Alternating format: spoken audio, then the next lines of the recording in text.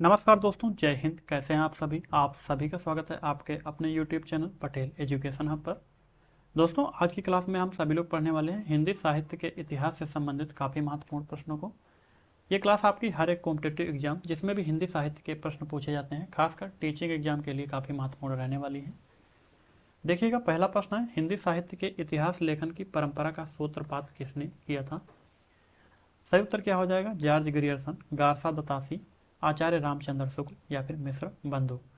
देखिए दोस्तों, हिंदी साहित्य के इतिहास लेखन की परंपरा का जो सूत्रपात है वो जो है गारसा दत्तासी ने किया था। ऑप्शन नंबर बी प्रश्न का सही उत्तर हो जाएगा। इनकी एक रचना है इस द्वार द ला लिटरेच्यूर एंदुई ए हिंदुस्तानी। इस रचना के माध्यम से जो है इन्होंने हिंदी जो के इतिहास के लेखन की परंपरा का सूत्रपात किया था।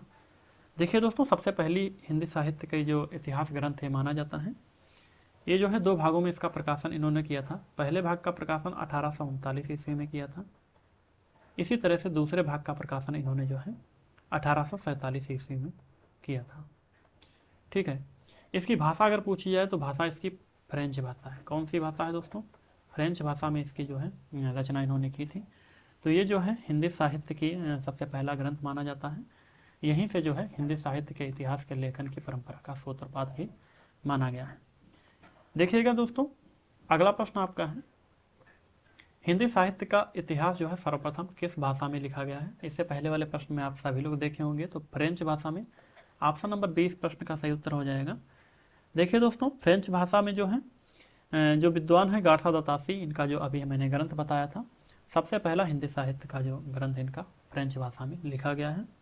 हिंदी साहित्य के इतिहास पर लिखी गई कुछ अन्य किताबें भी हैं, जैसे कि आचार्य रामचंद्र शुक्ल ने जो है हिंदी साहित्य का इतिहास लिखा है। क्या लिखा है? हिंदी साहित्य का इतिहास।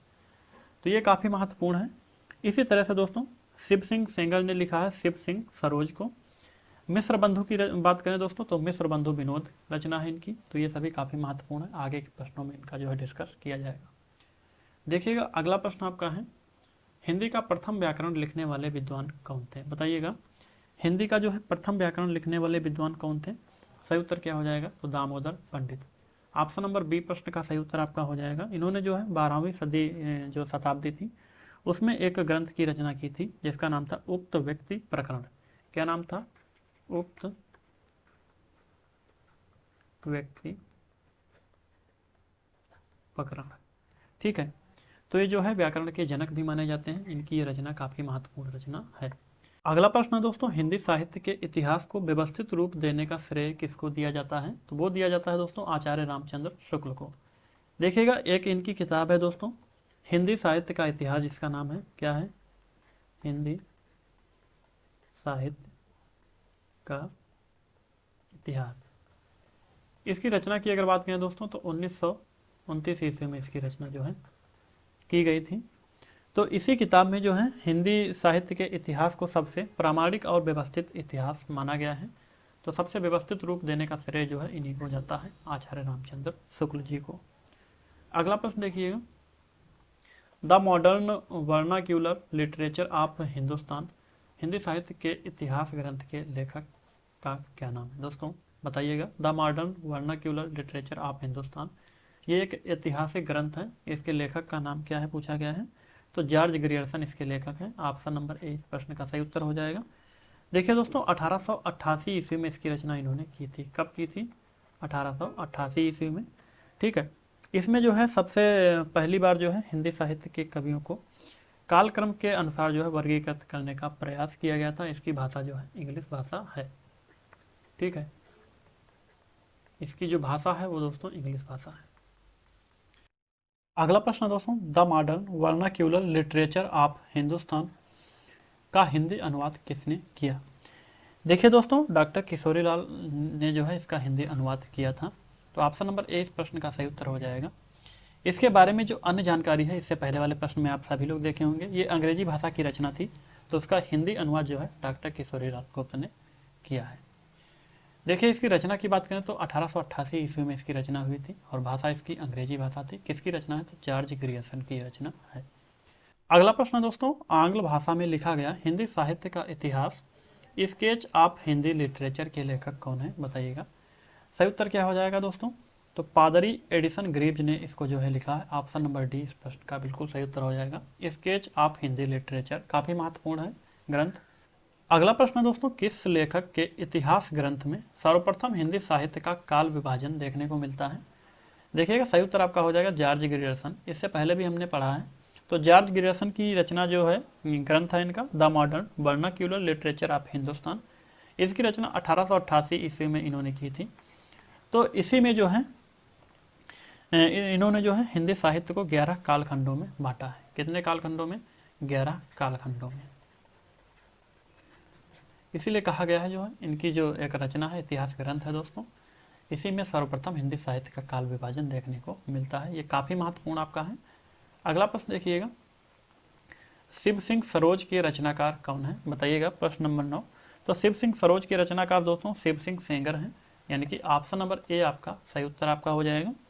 देखिए इसकी रचना जो है 1878 ईस्वी में हुई थी। कब हुई थी? 1878 ईस्वी में हुई थी। इसमें जो है 1000 साहित्यकारों का परिचय, जीवन का परिचय जो है इसमें वर्णित है। देखिए 1883 में इसको जो है दोबारा संशोधित करके फिर से जो है एक बार संशोधन के बाद में जो है इसको प्रकाशित किया गया था। तो सबसे पहले इसका प्रकाशन कब हुआ था? 1878 ईस्वी में। इसके बाद में पुनः संशोधन के बाद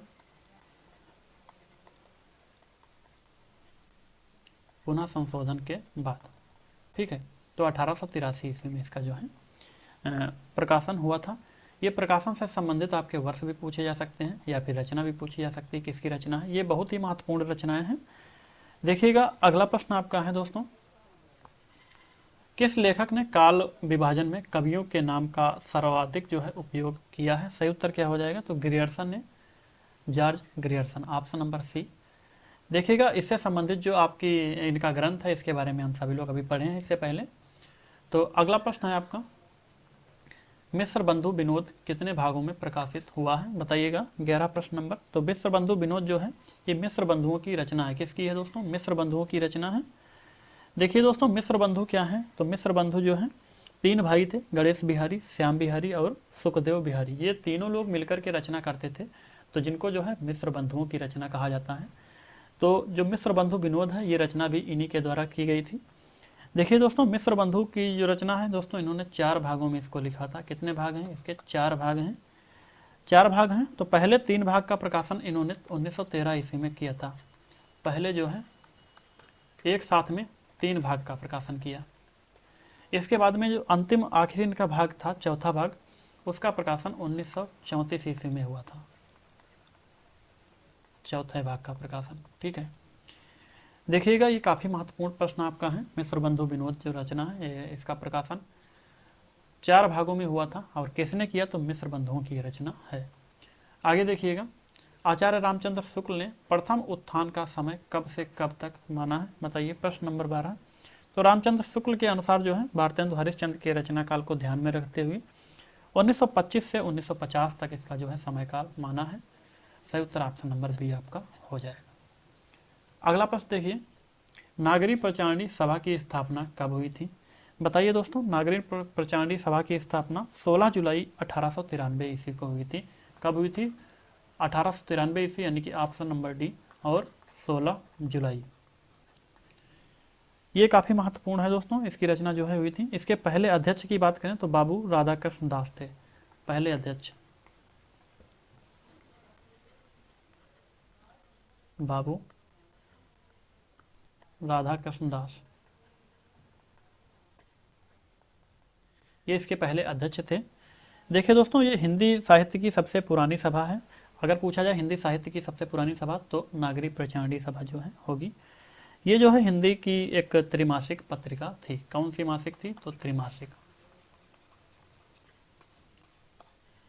आगे देखिएगा, अगला प्रश्न आपका है प्रश्न नंबर 14। नागरी प्रचारणी सभा के संस्थापकों में से कौन नहीं है? बताइएगा कौन नहीं है? तो रामचंद्र वर्मा जो है, ऑप्शन नंबर सी इसका सही उत्तर हो जाएगा।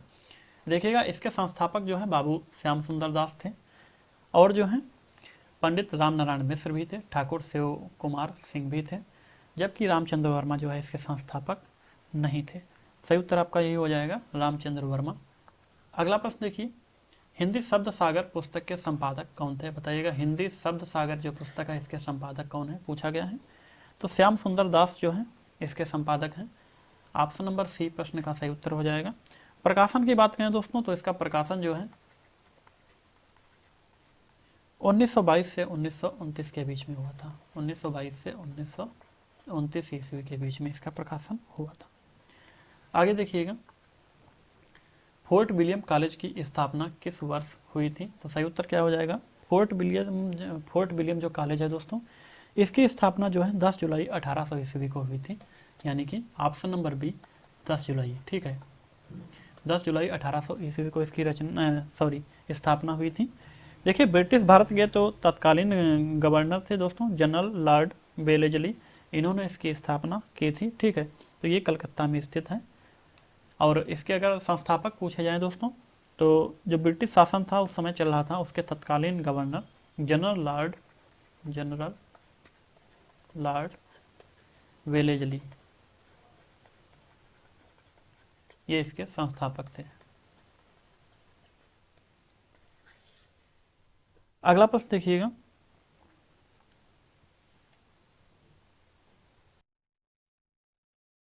फोर्ट विलियम कॉलेज के संस्थापक कौन थे? तो सही उत्तर क्या हो जाएगा? अभी हमने बताया इससे पहले वाले प्रश्न में Lord Wellesley. Option number C प्रश्न का सही उत्तर हो जाएगा। अगला प्रश्न देखिएगा, लल्लू जी लाल का जो है सर्वाधिक प्रसिद्ध ग्रंथ कौन सा है? बताइएगा। प्रश्न नंबर 18। तो इनका जो सबसे जो है सर्वाधिक प्रसिद्ध ग्रंथ है वो दोस्तों प्रेम सागर है। ठीक है, इसकी रचना 1804 ईस्वी से 1810 ईस्वी के बीच में इन्होंने इसकी रचना की थी। देखिएगा, अगर प्रकाशन पूछा जाए, देखिए ये तो रचना वर्ष है, रचना वर्ष, इस वर्ष इन्होंने रचना की थी। अगर प्रकाशन वर्ष पूछा जाए, प्रकाशन वर्ष, तो इसका जब प्रकाशन इन्होंने किया था तो 1810 ईस्वी में इसका प्रकाशन किया था। ठीक है, इसमें जो है कुल 90 अध्याय है। कितने अध्याय हैं? 90 अध्याय। देखिएगा, ये जो है ब्रज भाषा में लिखा गया था। किस भाषा में? तो ब्रज भाषा में ये लिखा गया था। ये काफ़ी महत्वपूर्ण आपका है, लल्लू लाल जी का जो सर्वाधिक प्रसिद्ध ग्रंथ है प्रेम सागर। अगला प्रश्न देखिएगा, ईसा अल्लाह खां द्वारा रचित जो है रानी केतकी की कहानी का दूसरा नाम क्या है? बताइएगा। उदय भान चरित्र जो है इसका दूसरा नाम है। ऑप्शन नंबर बी सही उत्तर आपका हो जाएगा। इसमें जो है राजकुमार उदय भान और रानी केतकी के प्यार की कहानी जो है दर्शाई गई है। इसकी लिपि की बात करें तो उर्दू लिपि में जो है लिखी गई है। रचना काल की बात करें तो 1803 ईस्वी में इसका रचना काल है। ठीक है, भाषा की बात करें तो भाषा इसकी उर्दू है। ठीक है, चलिए अगला प्रश्न देखिएगा, भाषा योग वशिष्ठ के लेखक कौन है? तो रमाशंकर वाजपेयी, राम प्रसाद बिस्मिल, राम प्रसाद निरंजनी, सदल मिश्र। तो भाषा योग वशिष्ठ जो है दोस्तों इसके रचनाकार हैं राम प्रसाद निरंजनी, यानी कि सी नंबर ऑप्शन इसका बिल्कुल सही उत्तर हो जाएगा। इसकी रचना जो है 1741 ईस्वी में की थी। कब हुई थी भाषा योग वशिष्ठ की रचना? 1741 ईस्वी में इन्होंने की थी। खड़ी बोली गद्य की पहली रचना कौन है? बताइएगा। प्रेम सागर, गोरा बादल की कथा, नासिकेतोपाख्यान या फिर रानी केतकी की कहानी। सही उत्तर आपका हो जाएगा गोरा बादल की कथा, यानी कि ऑप्शन नंबर बी प्रश्न का सही उत्तर हो जाएगा। गोरा बादल की कथा जो है ये खड़ी बोली गद्य की पहली रचना मानी जाती है। देखिए दोस्तों, जटमल की ये रचना है, किसकी है? तो जटमल की है। इसके जो है रचना वर्ष की बात करें तो 1623 ईस्वी में इसका रचना वर्ष माना जाता है। 1623 ईस्वी खड़ी बोली गद्य की पहली रचना ये है। इसी तरह से प्रेम सागर की बात करें तो ये लल्लू लाल की है। किसकी है दोस्तों? लल्लू लाल की है। इसकी रचना है दोस्तों वो 1810 ईस्वी में इसकी रचना हुई थी। ठीक है, आगे देखिएगा, अगला प्रश्न है, हिंदी के प्रथम गद्यकार कौन है? बताइए। तो हिंदी के प्रथम गद्यकार कौन है दोस्तों? भारतेंदु हरिश्चंद्र जी हैं। ऑप्शन नंबर डी सही उत्तर आपका हो जाएगा। भारतेंदु हरिश्चंद्र को जो है हिंदी गद्य का जन्मदाता भी माना जाता है। पूछा जाए हिंदी गद्य का जो है जन्मदाता, तो भारतेंदु हरिश्चंद्र सही उत्तर आपका हो जाएगा।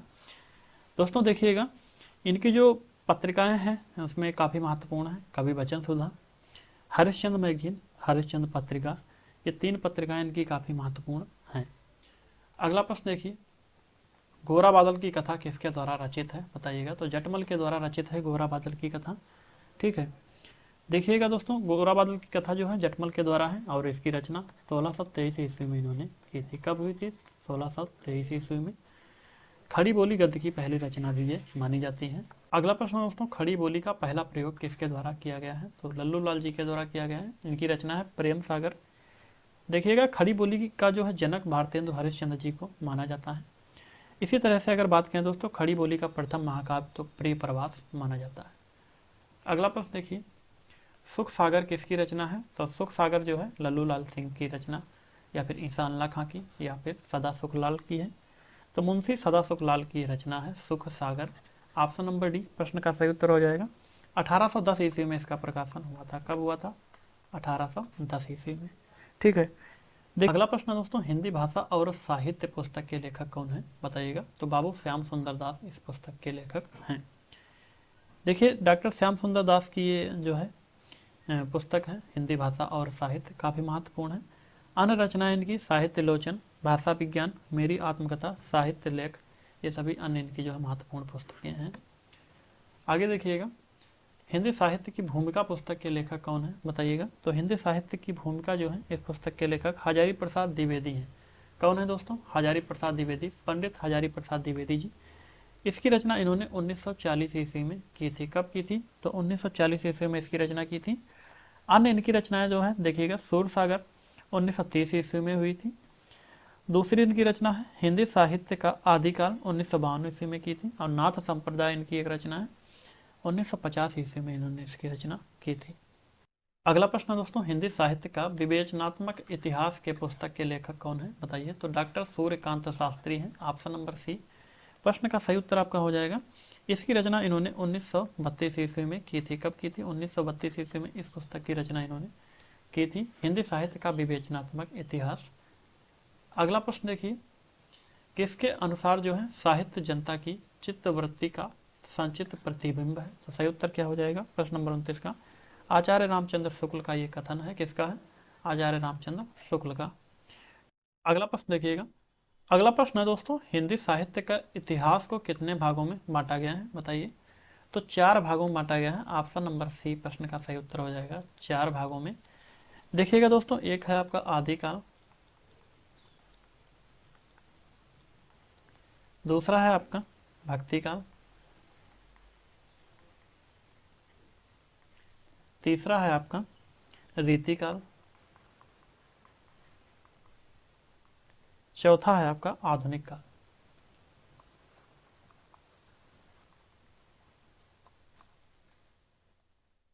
ये 4 भागों में बांटा गया है दोस्तों। रामचंद्र शुक्ल के अनुसार इसकी जो समय सीमा है दोस्तों, वो आदिकाल की है 1050 से 1375 तक। इसी तरह से भक्ति काल की है 1375 से 1700 तक। रीति काल की है 1700 से 1900 तक। और आधुनिक काल की है 1900 से 1984 तक। ये समय सीमा है दोस्तों आचार्य रामचंद्र शुक्ल के अनुसार है। तो हिंदी नवरत्न का रचना काल वर्ष क्या है? बताइएगा। तो हिंदी नवरत्न जो ग्रंथ है दोस्तों, ये जो है मिश्र बंधु के द्वारा रचित है। किसके द्वारा? मिश्र बंधु। अगर पूछा जाए किसका ग्रंथ है तो मिश्र बंधुओं का है। ठीक है। इसका रचना काल वर्ष है दोस्तों 1910 ईस्वी है, यानी कि प्रकाशन वर्ष 1910 ईस्वी। मिश्र बंधुओं ने इस ग्रंथ में जो है 9 कवियों को शामिल किया था। उनमें से हैं तुलसीदास, सूरदास, देव हैं, बिहारी लाल, भूषण, मतीराम, केशवदास, कबीरदास, चंद्रवरदाई और भारतेंदु हरिश्चंद्र। देखिए, इनकी एक दूसरी रचना है जिसका नाम है मिश्र बंधु विनोद।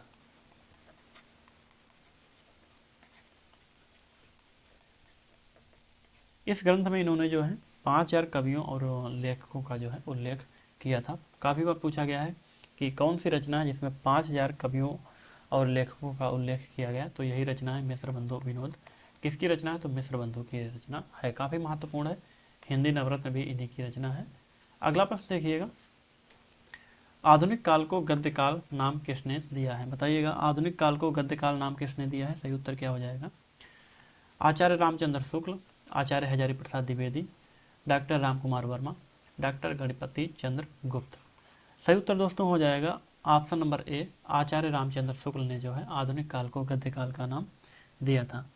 देखिए, इसकी अवधि की अगर बात करें तो 1900 से 1984 तक इन्होंने इसकी अवधि मानी थी। ठीक है, चलिए आगे देखिएगा। अगला प्रश्न है, हिंदी भाषा का उद्गम और विकास के लेखक कौन है, बताइएगा। हिंदी भाषा का उद्गम और विकास के लेखक कौन है? सही उत्तर क्या हो जाएगा दोस्तों?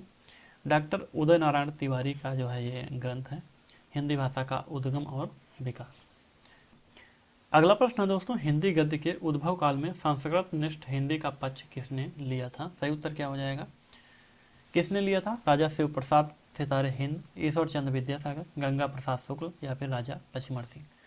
ऑप्शन नंबर डी इस प्रश्न का बिल्कुल सही उत्तर हो जाएगा, राजा लक्ष्मण सिंह। देखिए, राजा लक्ष्मण सिंह हिंदी संस्कृत के अनुकूल जो है संस्कृत निष्ठ बनाने की कोशिश इन्होंने की थी। इन्होंने ही कालिदास के अभिज्ञान शाकुंतलम का जो है और रघुवंशम का, मेघदूतम का जो है हिंदी अनुवाद किया था। ये बहुत ही महत्वपूर्ण है, पूछा जा सकता है कि कालिदास के अभिज्ञान शाकुंतलम जो है उसका हिंदी अनुवाद किसने किया था। एक रघुवंशम है, उसका भी हिंदी अनुवाद इन्होंने किया था। महत्वपूर्ण पत्र की बात करें तो इनका एक पत्र है दोस्तों, प्रजा हितैषी। क्या पत्र है? प्रजा हितैषी, ठीक है। ये महत्वपूर्ण पत्र है, इनसे संबंधित पूछा जा सकता है। इसका प्रकाशन 1861 ईस्वी में इन्होंने आगरा से किया था। कहाँ से किया था? आगरा से। अगला प्रश्न देखिएगा, आचार्य रामचंद्र शुक्ल के अनुसार भक्ति काल का समय क्या है? बताइएगा, भक्ति काल का समय पूछा गया है आचार्य रामचंद्र शुक्ल के अनुसार। तो संवत 1375 से 1700 माना जाता है। बिल्कुल सही उत्तर आपका ऑप्शन नंबर बी हो जाएगा। इसी तरह से रीति काल की अगर बात करें दोस्तों तो 1700 से 1900, ये है रीति काल का आचार्य रामचंद्र शुक्ल के अनुसार। दोस्तों बात करें आदिकाल की, तो आदिकाल है ऑप्शन नंबर ए आपका सही हो जाएगा, आदिकाल। देखिएगा, गद्य काल जो है वो रहा है 1900 से अब तक। कहीं कहीं पर आपको 1900 से 1984 भी देखने को मिलेगा, ठीक है। तो ये जो है गद्य काल है। अगला प्रश्न देखिएगा, अगला प्रश्न दोस्तों, हिंदी साहित्य के इतिहास लेखन की परंपरा का सूत्रपात किसने किया? सही उत्तर क्या हो जाएगा? देखिएगा, जॉर्ज ग्रियर्सन, रामचंद्र शुक्ल, गारसा दत्तासी या फिर मिश्र बंधु। देखिएगा, इस प्रश्न का सही उत्तर आपका ऑप्शन नंबर सी हो जाएगा, गारसा दत्तासी। इनका एक ग्रंथ है, फ्रेंच भाषा में लिखा गया है, इस्तवार द ला लिटरेचर इंदुई हिंदुस्तानी। ये ग्रंथ लिखा था इन्होंने। इसमें जो है हिंदी और उर्दू के कवियों का जो विवरण है दोस्तों वर्ण क्रमानुसार रखा है। प्रथम भाग का प्रकाशन इसका 1839 ईस्वी में इन्होंने किया था। दूसरे भाग का प्रकाशन इन्होंने जो है 1847 ईस्वी में किया था। माना जाता है दोस्तों ये जो ग्रंथ है इनका, इसी से जो है हिंदी साहित्य के इतिहास लेखन की परंपरा का सूत्रपात हुआ है। अगला प्रश्न है दोस्तों, मिस्र बंधुओं ने परिवर्तन काल की समय सीमा क्या निर्धारित की है? सही उत्तर क्या हो जाएगा? संवत 1890 से 1925। बिल्कुल सही उत्तर आपका ऑप्शन नंबर ए हो जाएगा। देखिए, एक इनका ग्रंथ है जिसका नाम है मिस्र बंधु विनोद, मिस्र बंधु विनोद। देखिए, इसका प्रकाशन 4 भागों में हुआ था। तो सबसे पहले जो 3 भागों का प्रकाशन हुआ था वो 1913 ईस्वी में हुआ था। चौथे भाग का प्रकाशन 1934 ईस्वी में हुआ था।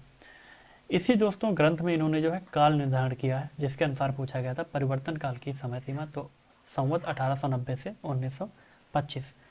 देखिएगा, प्रारंभिक काल की अगर समय सीमा पूछी जाए मिस्र बंधुओं के अनुसार तो 700 से 1440, यह है प्रारंभिक काल। इसके बाद में दोस्तों माध्यमिक काल। माध्यमिक काल की अगर पूछी जाए तो 1445 से 1680। इसके बाद में आया था अलंकृत काल।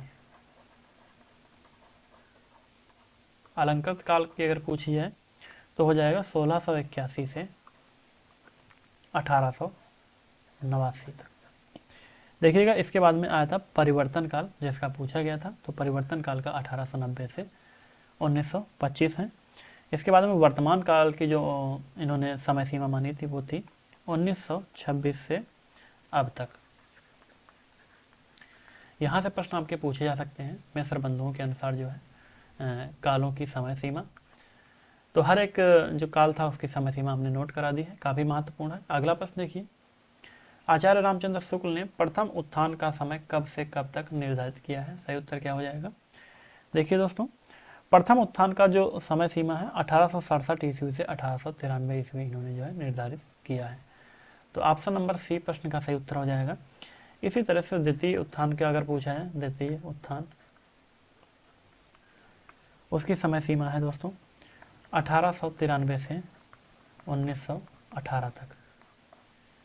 अगला प्रश्न देखिए, आचार्य रामचंद्र शुक्ल ने द्वितीय उत्थान का समय कब से कब तक तय किया है? मैंने अभी पिछले प्रश्न में बताया है 1893 से 1918 तक। ऑप्शन नंबर ए इस प्रश्न का बिल्कुल सही उत्तर आपका हो जाएगा।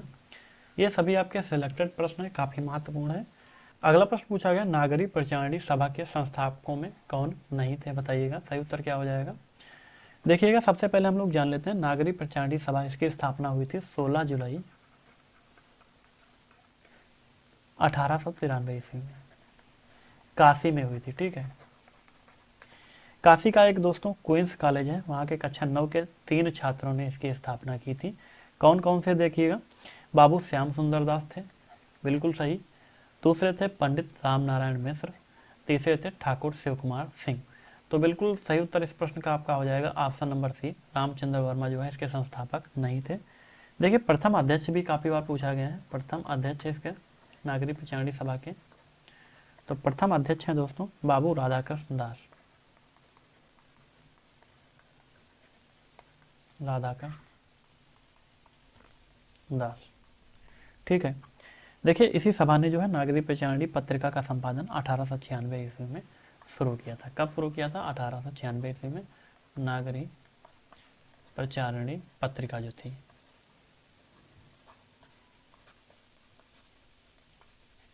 अगला प्रश्न देखिएगा, नागरी प्रचारणी सभा की स्थापना कब हुई थी? बताइएगा। तो 1893 ईस्वी में हुई थी। कब? 16 जुलाई 1893 ईस्वी। ठीक है, बाकी इससे संबंधित जितनी भी जानकारी थी पिछले प्रश्न में आप सभी लोग देख चुके हैं। अगला प्रश्न देखिएगा, अगला प्रश्न है दोस्तों, लल्लू जी लाल का सर्वाधिक प्रसिद्ध ग्रंथ कौन है? बताइएगा, इनका सर्वाधिक प्रसिद्ध ग्रंथ कौन है? दोस्तों प्रेम सागर है। ठीक है, ऑप्शन नंबर बी सही उत्तर हो जाएगा, प्रेम सागर। इसका प्रकाशन 1810 ईस्वी में हुआ था। कब हुआ था? 1810 ईस्वी में। इसमें जो है कृष्ण की लीलाओं का वर्णन किया गया है, 90 अध्याय वाला एक ग्रंथ है। ठीक है, 90 अध्याय, काफी महत्वपूर्ण ग्रंथ है, पूछा जाता है। या फिर इसका प्रकाशन वर्ष पूछा जाएगा, या फिर किसने प्रकाशन किया ये पूछा जा सकता है। अगला प्रश्न देखिए, हिंदी साहित्य के उत्तर मध्यकाल को कला काल नाम देने वाले विद्वान कौन है? देखिएगा दोस्तों, रमाशंकर शुक्ल हैं।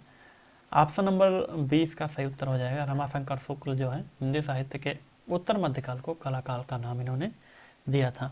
मिश्र बंधुओं ने जो है अलंकृत काल कहा था। क्या कहा था? अलंकृत काल। दो अन्य जो क्लास आपकी हो चुकी है उसमें काफी महत्वपूर्ण प्रश्न देखे गए थे, उनको आप लोग एक बार जरूर देख लीजिएगा। देखिएगा, विश्वनाथ प्रसाद मिश्र की बात करें तो इन्होंने जो है श्रृंगार काल कहा है। क्या कहा है? श्रृंगार काल। अगला प्रश्न दोस्तों, हिंदी का प्रथम व्याकरण लिखने वाले विद्वान कौन है? सही उत्तर क्या हो जाएगा? देखिए, Joshua Ketelaar, Kishori Das Vajpeyi, George Grierson, Kamta Prasad गुरु।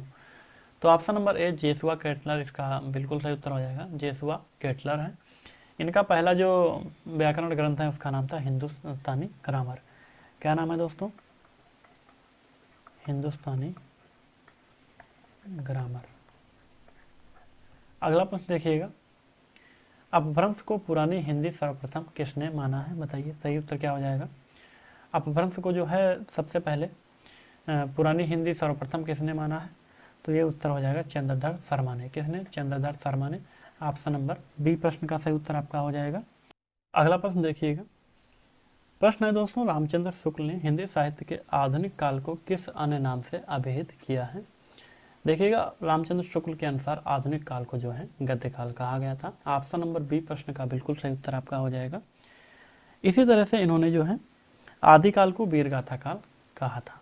आचार्य रामचंद्र शुक्ल के अनुसार हिंदी साहित्य का आविर्भाव किससे माना जाता है? सही उत्तर क्या हो जाएगा? प्राकृत से, संस्कृत से, प्राकृत की अंतिम अपभ्रंश अवस्था से, या फिर पाली से। ऑप्शन नंबर सी प्रश्न का सही उत्तर हो जाएगा। आचार्य रामचंद्र शुक्ल के अनुसार जो है हिंदी साहित्य का आविर्भाव जो है प्राकृत की अंतिम अपभ्रंश अवस्था से माना जाता है। अगला प्रश्न दोस्तों, अमीर खुसरो का पूरा नाम क्या है? बताइएगा। अब्दुल रईस खुसरो, अब्दुल खालिक खुसरो, अब्दुल फजल खुसरो, या फिर अबुल हसन यमुनुद्दीन खुसरो। तो ऑप्शन नंबर डी बिल्कुल सही उत्तर हो जाएगा। निजामुद्दीन औलिया के शिष्य थे दोस्तों, इनका पूरा नाम था अबुल हसन यमुनुद्दीन खुसरो। अगला प्रश्न देखिए, मिश्र बंधु विनोद का चौथा भाग कब प्रकाशित हुआ था, बताइएगा। मिश्र बंधु विनोद काफी महत्वपूर्ण रचना है, मिश्र बंधुओं की है दोस्तों। इसका चौथा भाग 1934 ईस्वी में प्रकाशन इसका हुआ था। देखिएगा 4 भाग थे, जिसमें 3 भागों का प्रकाशन इन्होंने 1913 ईस्वी में किया था। इसके बाद में जो चौथा भाग था उसका प्रकाशन 1934 ईस्वी में इन्होंने किया था। पहला प्रश्न है, किस ग्रंथ में राधा कृष्ण के प्रेम का अनूठा वर्णन किया गया है। देखिएगा मृगावती ऑप्शन है, पदावली, पद्मावत या फिर मधुमालती। दोस्तों राधा कृष्ण के प्रेम का अनूठा वर्णन पदावली में किया गया है। ऑप्शन नंबर बी इस प्रश्न का बिल्कुल सही उत्तर आपका हो जाएगा। देखिए पदावली जो रचना है दोस्तों 14वीं सदी में इसकी रचना हुई थी। रचनाकार अगर पूछा जाए तो विद्यापति की रचना है। किसकी है, विद्यापति की। इसी तरह से बात करें, इसकी जो भाषा है दोस्तों मैथिल भाषा की रचना है, ठीक है, मैथिल भाषा। जो विद्यापति हैं दोस्तों इनको मैथिल कोकिल भी कहा जाता था। काफी बार पूछा गया मैथिल कोकिल किसको कहा जाता है, तो विद्यापति को, ठीक है, मैथिल कोकिल। देखिए दोस्तों मृगावती जो रचना है ये रचना है कुतुबन की। किसकी है, कुतुबन की ये रचना है। इसी तरह से बात की जाए पद्मावत की तो काफी प्रसिद्ध रचना है मलिक मोहम्मद जायसी की। मधुमालती जो रचना है दोस्तों यह है मीर सैयद की।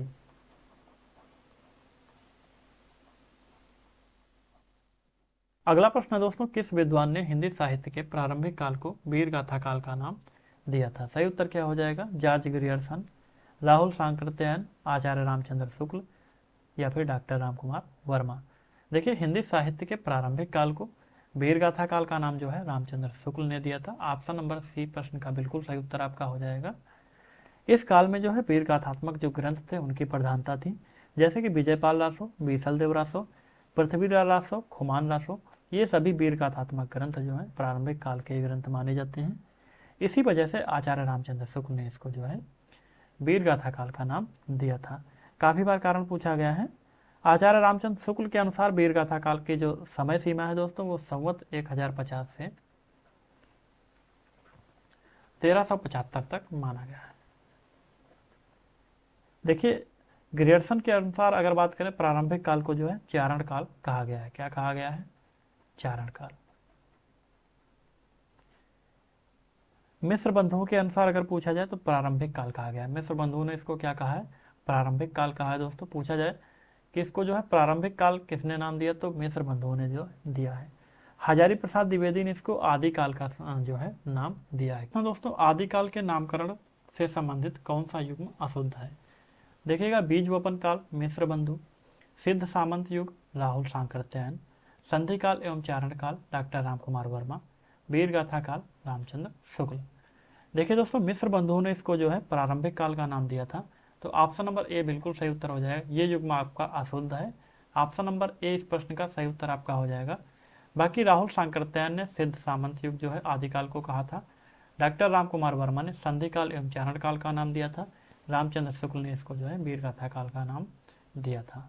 अगला प्रश्न दोस्तों, इनमें से किस साहित्य इतिहासकार ने अपने इतिहास ग्रंथ में हिंदी के गद्य साहित्य को गद्य का आविर्भाव, गद्य का प्रवर्तन, गद्य का प्रसार और गद्य की वर्तमान गति नामक खंडों में विभक्त करके विवेचित किया है। सही उत्तर आपका हो जाएगा ऑप्शन नंबर बी। देखिएगा दोस्तों आचार्य रामचंद्र शुक्ल ने जो है इतिहास ग्रंथ में हिंदी के गद्य साहित्य को निम्न प्रकार से विभक्त किया है। देखिएगा सबसे पहला है गद्य का आविर्भाव,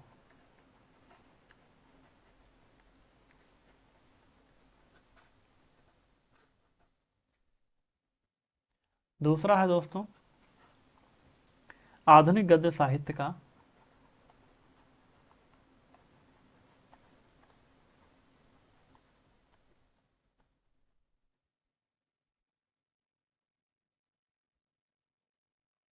परंपरा का प्रवर्तन।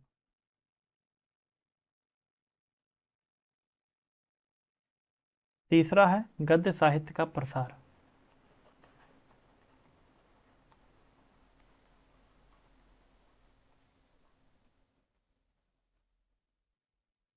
यह है द्वितीय उत्थान।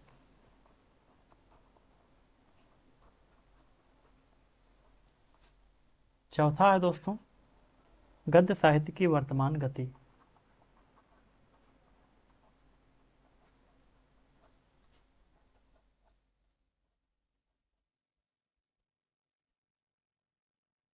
ये है तृतीय उत्थान। तो आचार्य रामचंद्र शुक्ल ने जो है इतिहास ग्रंथ में हिंदी के गद्य साहित्य को कुछ इस प्रकार से जो है विभक्त किया है। अगला प्रश्न देखिएगा,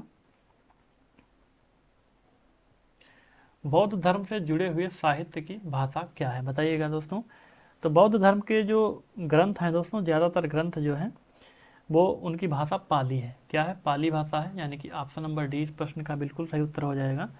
जैन धर्म की पूछी जाए तो अर्धमागधी है। कौन सी? अर्धमागधी, ये जो है जैन धर्म की। अगला प्रश्न दोस्तों, शालिभद्र सूर्य की रचना का क्या नाम है? सही उत्तर क्या हो जाएगा? नेमिनाथ रास, भरतेश्वर बाहुबली रास, या फिर सुमिति गण रास, या फिर जयमयंक जस चंद्रिका। देखिए दोस्तों, शालिभद्र सूर्य की जो रचना है वो है भरतेश्वर बाहुबली रास। ऑप्शन नंबर बी प्रश्न का सही उत्तर आपका हो जाएगा। देखिए ये जो ग्रंथ है दोस्तों, ये जो है 12वीं सदी में इसकी रचना हुई थी और संवत जो है 1213 में। ठीक है, संवत 1213 में इसका रचना काल जो है ये वर्ष माना जाता है। इसमें 203 छंद है। कितने छंद है? 203। बहुत बार जो है जो ग्रंथ होते हैं उनके छंद भी पूछे जाते हैं, तो 203 इसमें छंद हैं। अगला प्रश्न देखिए, अमीर खुसरो हिंदी साहित्य के किस काल से संबंधित कवि हैं? सही उत्तर क्या हो जाएगा? देखिए आदिकाल के कवि हैं दोस्तों, तो ऑप्शन नंबर सी प्रश्न का सही उत्तर होगा। किस काल के हैं? तो आदिकाल के हैं। इनका वास्तविक जो नाम है दोस्तों अबुल हसन है। काफ़ी बार इनका वास्तविक नाम पूछा गया है।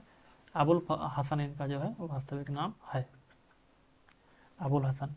खड़ी बोली हिंदी का जो है आदि कवि इनको कहा जाता है। ये काफ़ी महत्वपूर्ण पॉइंट है जो भी नोट करा रहा हूँ।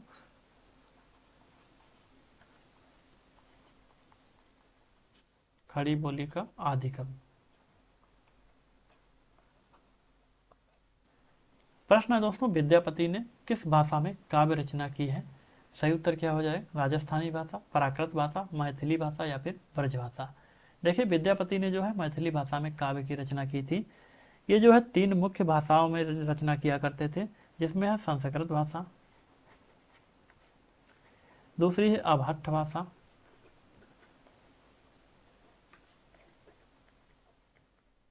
तीसरी है जो है मैथिली भाषा।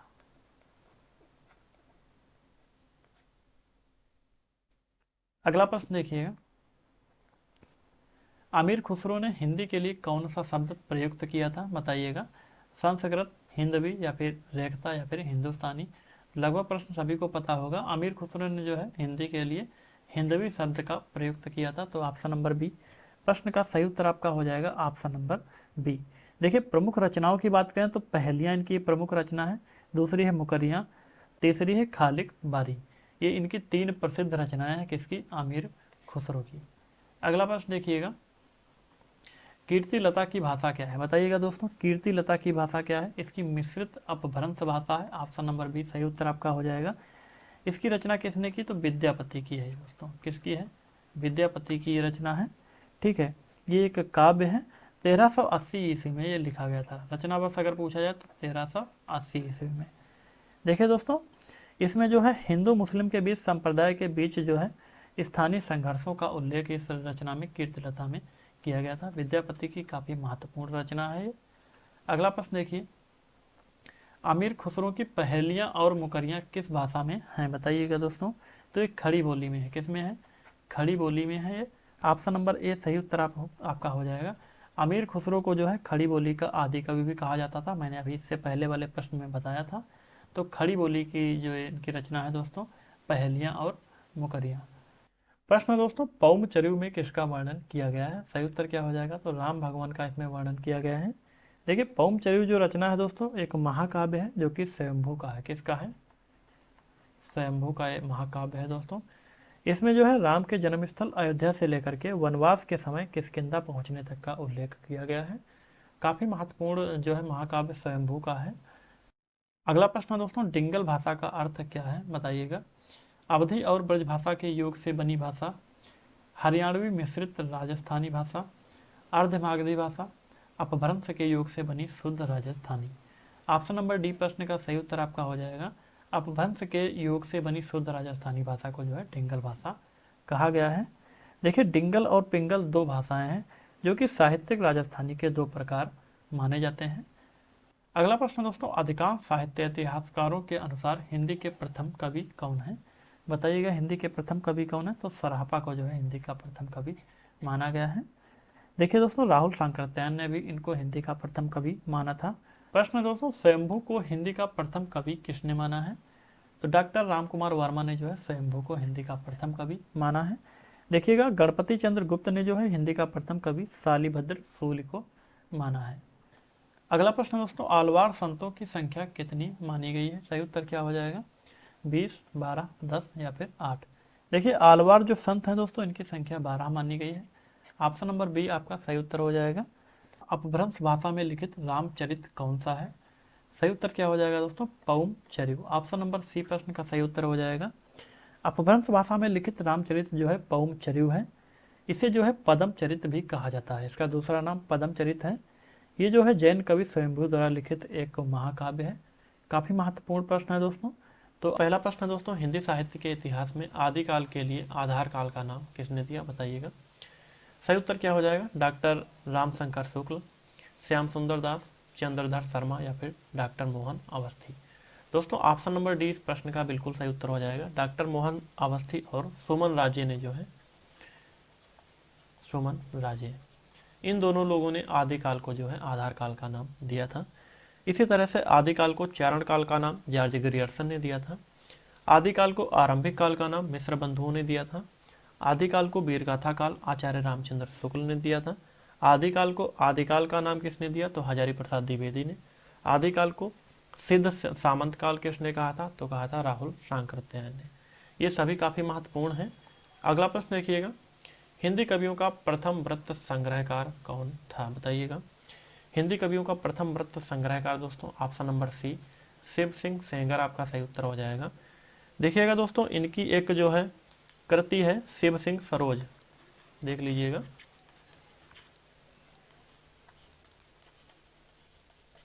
इसका प्रकाशन इन्होंने 1878 ईस्वी में किया था। कब किया था? 1878 ईस्वी में। इसमें जो है 1000 साहित्यकारों का जो है संग्रह किया है इन्होंने। तो इसी जो कृति है इसकी वजह से इनको जो है हिंदी कवियों का प्रथम वृत्त संग्रहकार माना जाता है। इस कृति में इन्होंने 1000 कवियों का संग्रह किया था। इसका प्रकाशन 1878 ईस्वी में हुआ था। काफी महत्वपूर्ण है दोस्तों। इसके बाद में इन्होंने इसको संशोधन करके 1883 ईस्वी में दोबारा जो है इसको प्रकाशित किया था, संशोधन करके। ये इनकी कृति काफी महत्वपूर्ण है। अगला प्रश्न देखिएगा, मॉडर्न वर्नाक्यूलर लिटरेचर हिंदुस्तान में वर्णित कवियों की संख्या कितनी है? बताइएगा। प्रश्न नंबर 3 सही उत्तर क्या हो जाएगा? 953, 952, 692, 1000? दोस्तों, ऑप्शन नंबर बी आपका बिल्कुल सही उत्तर हो जाएगा। मॉडर्न वर्नाक्यूलर लिटरेचर हिंदुस्तान में वर्णित कवियों की जो संख्या है दोस्तों वो 952 है। देखिए, इसके जो लेखक हैं दोस्तों ग्रियर्सन है। कौन है? ग्रियर्सन है। इन्होंने इसकी रचना जो है 1888 ईस्वी में की थी। कब की है? 1888 ईस्वी में इसकी रचना हुई थी। देखिए, भाषा इसकी अंग्रेजी भाषा है, अंग्रेजी भाषा। ठीक है, चलिए देखिए, 952 जो कवि थे उनके जीवन वृत्त का वर्णन इन्होंने जो है इस अपनी रचना में किया है। देखिए, हिंदी साहित्य के काल को भी इसी रचना में 11 भागों में बांटा गया था। ये भी प्रश्न पूछा जाता है कि हिंदी साहित्य के काल को मॉडर्न वर्नाक्यूलर लिटरेचर हिंदुस्तान में जो है कितने भागों में बांटा गया? तो 11 भागों में बांटा गया। अगला प्रश्न देखिएगा, हिंदी नवरत्न के लेखक कौन है? बताइएगा। हिंदी नवरत्न के लेखक कौन है? सही उत्तर क्या हो जाएगा? तो मिश्र बंधु की यह रचना है दोस्तों। ऑप्शन नंबर बी बिल्कुल सही उत्तर आपका हो जाएगा। देखिए, मिश्र बंधु कौन थे? तो 3 भाई थे, जिसमें गणेश बिहारी, श्याम बिहारी और सकुदेव बिहारी मिश्र, ये तीनों लोग मिलकर रचनाएं करते थे। तो रचनाकार का नाम वहाँ पर आप सभी को मिश्र बंधु के नाम से देखने को मिलेगा। संयुक्त रूप से जो है तीनों लोग मिलकर रचनाएं करते थे। देखिए, हिंदी नवरत्न इनकी एक काफ़ी महत्वपूर्ण चर्चित जो है रचना है। इसका प्रकाशन 1910 ईस्वी में इन्होंने किया था। कब किया था? 1910 ईस्वी में। ठीक है, इसमें जो है 9 कवियों का वर्णन है। कितने कवियों का वर्णन है? 9 कवियों का। 9 कवियों का इसमें वर्णन किया गया है। कौन कौन से कवि हैं देख लीजिएगा। तुलसीदास हैं, सूरदास हैं, देव हैं, बिहारी लाल हैं, भूषण हैं, केशव दास हैं, कबीरदास हैं, चंद बरदाई हैं, भारतेंदु, हरिश्चंद्र। इन 9 कवियों का जो है इन्होंने इसमें वर्णन किया है। अगला प्रश्न देखिएगा, इस्तवार द ला लिटरेच्योर एंदुई ए हिंदुस्तानी ग्रंथ किस भाषा में है, बताइएगा किस भाषा में है दोस्तों। ये सबसे पहले देख लीजिएगा किसका है, तो गारसा द तासी का है। किसका है, गारसा द तासी का। इसका रचना काल देख लीजिएगा, इसका रचना काल जो है 1839 ईस्वी में हुआ था। कब हुआ था, 1839 ईस्वी में। 2 भागों में इसकी रचना हुई थी। तो प्रथम भाग की जो रचना इन्होंने जो प्रकाशन किया था वो 1839 में किया था, और द्वितीय भाग का जो प्रकाशन इन्होंने किया था वो दोस्तों 1847 ईस्वी में किया था।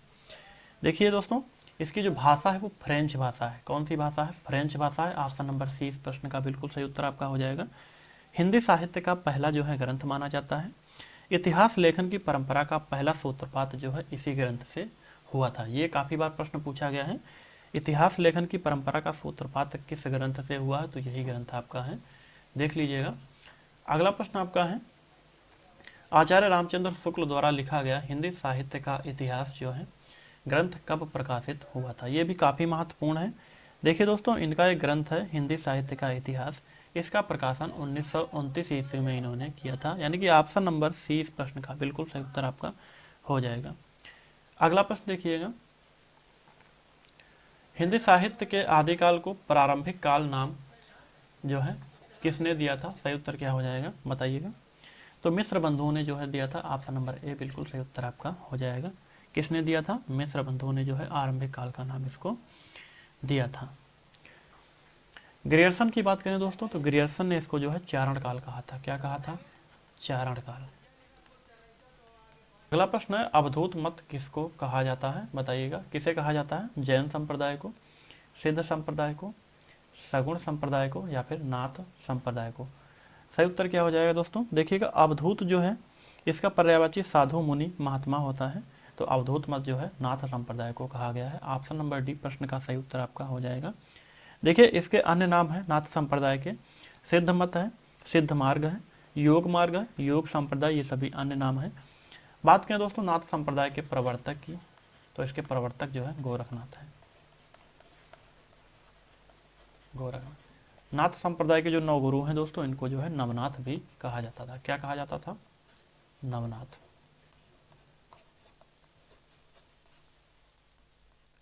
अगला प्रश्न देखिएगा, पुष्य को हिंदी का प्रथम कवि किसने माना। सही उत्तर क्या हो जाएगा आपका, option number A Shiv Singh Sengar ने जो है पुष्य को हिंदी का प्रथम कवि माना था।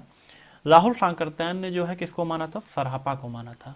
इन्होंने सरहापा को हिंदी का प्रथम कवि माना था। देखिए, चंद्रबरदाई को भी जो है हिंदी का प्रथम कवि माना जाता है। उनकी रचना एक पृथ्वीलाल रासो है, उसको हिंदी की प्रथम रचना माना जाता है। अलग अलग कवियों के हिसाब से अलग अलग जो है जो कवि रहे उनको जो है प्रथम कवि माना गया है। अगला प्रश्न देखिएगा, हिंदी की प्रथम रचना सराबकार जो है इसकी रचना किसने की थी, बताइएगा। हिंदी की जो प्रथम रचना सराबकार है, देवसेन की ये रचना है दोस्तों। ऑप्शन नंबर सी आपका सही उत्तर हो जाएगा। किसकी रचना है, देवसेन की रचना है। इसमें जो है 250 दोहे हैं। कितने दोहे हैं, 250 दोहे इसमें हैं। ठीक है, श्रावक धर्म का वर्णन इसमें हुआ है। किस धर्म का, श्रावक धर्म का वर्णन हुआ है। ये रचना काफी महत्वपूर्ण है। ये जो ग्रंथ है दोस्तों 933 ईस्वी में, कब, 933 ईस्वी में। ठीक है, वर्णन इसकी रचना हुई थी। अगला प्रश्न देखिएगा, निम्न में से कौन सी रचना मिश्र बंधु द्वारा रचित नहीं है, बताइएगा। कौन सी रचना इसमें से मिश्र बंधु द्वारा रचित नहीं है, सही उत्तर क्या हो जाएगा। देखिए, बूंदी बारिश, भारत विनय, पुष्पांजलि, पृथ्वी कल्प। देखिए, पृथ्वी कल्प जो रचना है दोस्तों ये गिरिजा कुमार माथुर की है। तो यही सही उत्तर आपका हो जाएगा, option number D Girija Kumar Mathur की रचना है।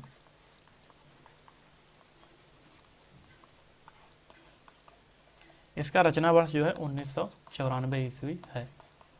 ठीक है, सही उत्तर आपका ऑप्शन नंबर डी हो जाएगा।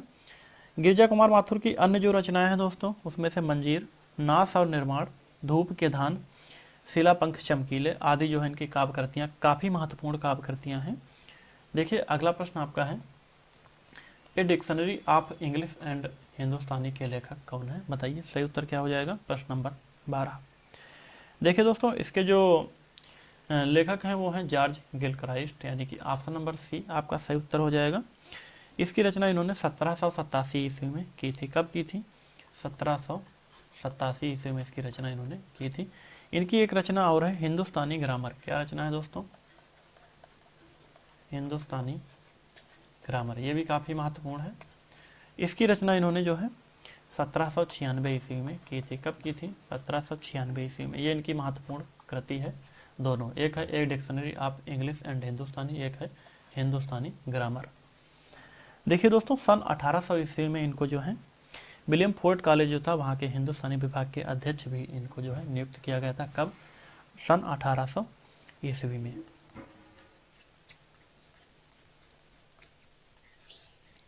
अगला प्रश्न देखिएगा, हिंदी साहित्य के इतिहास में आदिकाल के लिए बीज वपन काल किसने नाम दिया? सही उत्तर क्या होगा बताइए। प्रश्न नंबर 13, तो आचार्य महावीर प्रसाद द्विवेदी ने, यानी कि ऑप्शन नंबर ए प्रश्न का सही उत्तर आपका हो जाएगा। देखिए, मिस्र बंधुओं ने जो है आरंभिक काल माना था।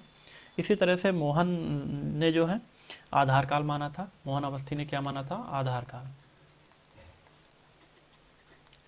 मिस्र बंधु ने क्या माना था? आरंभिक काल।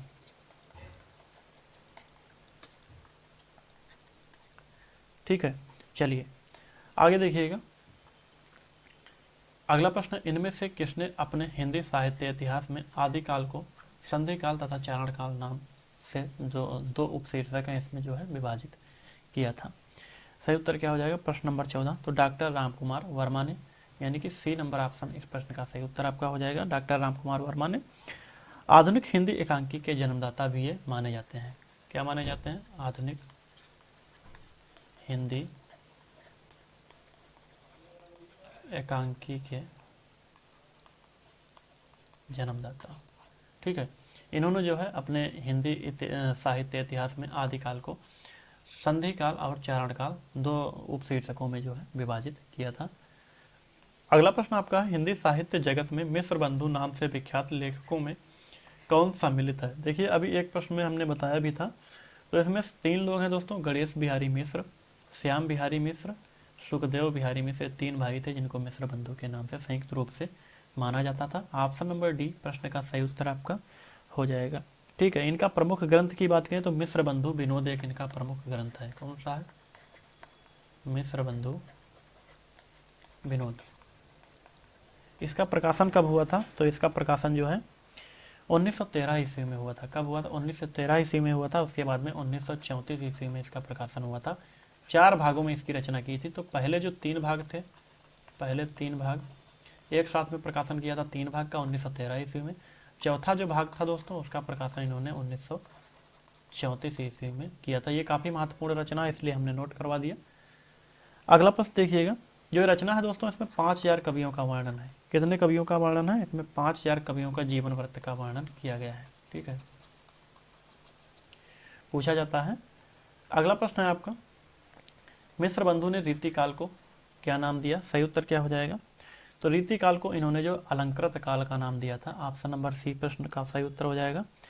देखिए दोस्तों, रीतिकाल को जो है श्रृंगार काल किसने कहा था? तो विश्वनाथ प्रसाद मिश्र ने कहा था। किसने कहा था? विश्वनाथ प्रसाद ने।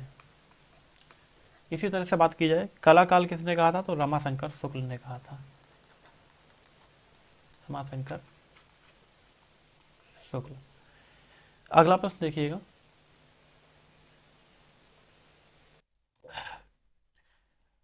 असंगत विकल्प को चुनिए। देखिएगा कौन सा विकल्प असंगत है।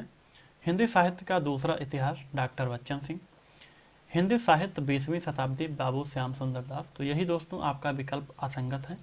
देखिएगा, हिंदी साहित्य 20वीं शताब्दी जो रचना है दोस्तों, ये जो रचना है आचार्य नंद दुलारे वाजपेयी की है। किसकी है? नंद दुलारे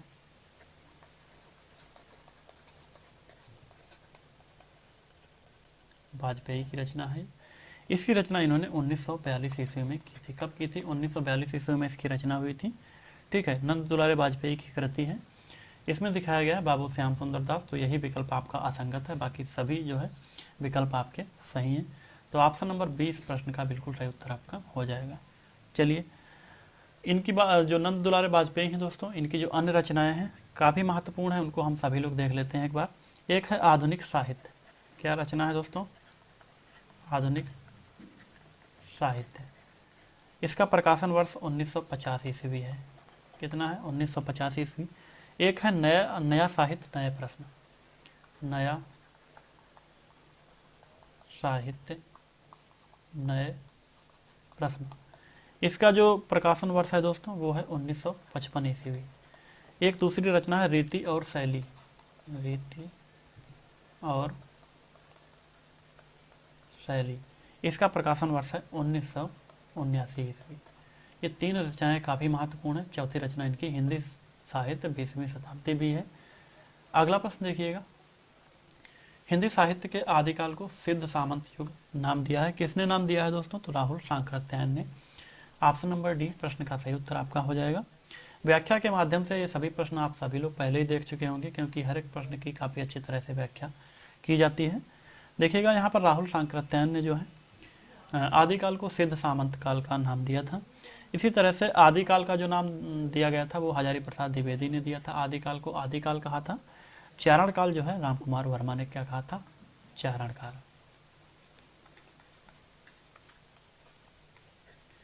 अगला प्रश्न देखिएगा, मैं इस्लाम के महत्व को भूल नहीं रहा हूँ, लेकिन जोर देकर कहना चाहता हूँ, अगर इस्लाम ना आया होता तो भी इस साहित्य का बारह आना वैसा ही होता जैसा आज है।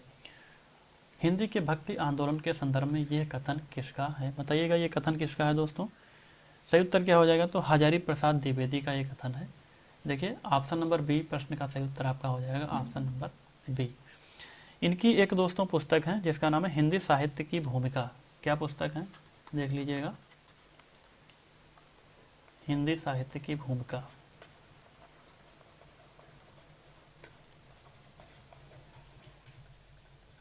भूमिका, इसका एक शीर्षक है दोस्तों, शीर्षक भी देख लीजिएगा यहाँ पर, ये काफी महत्वपूर्ण है।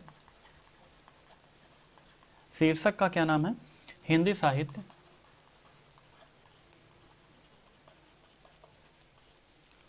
भारतीय चिंता का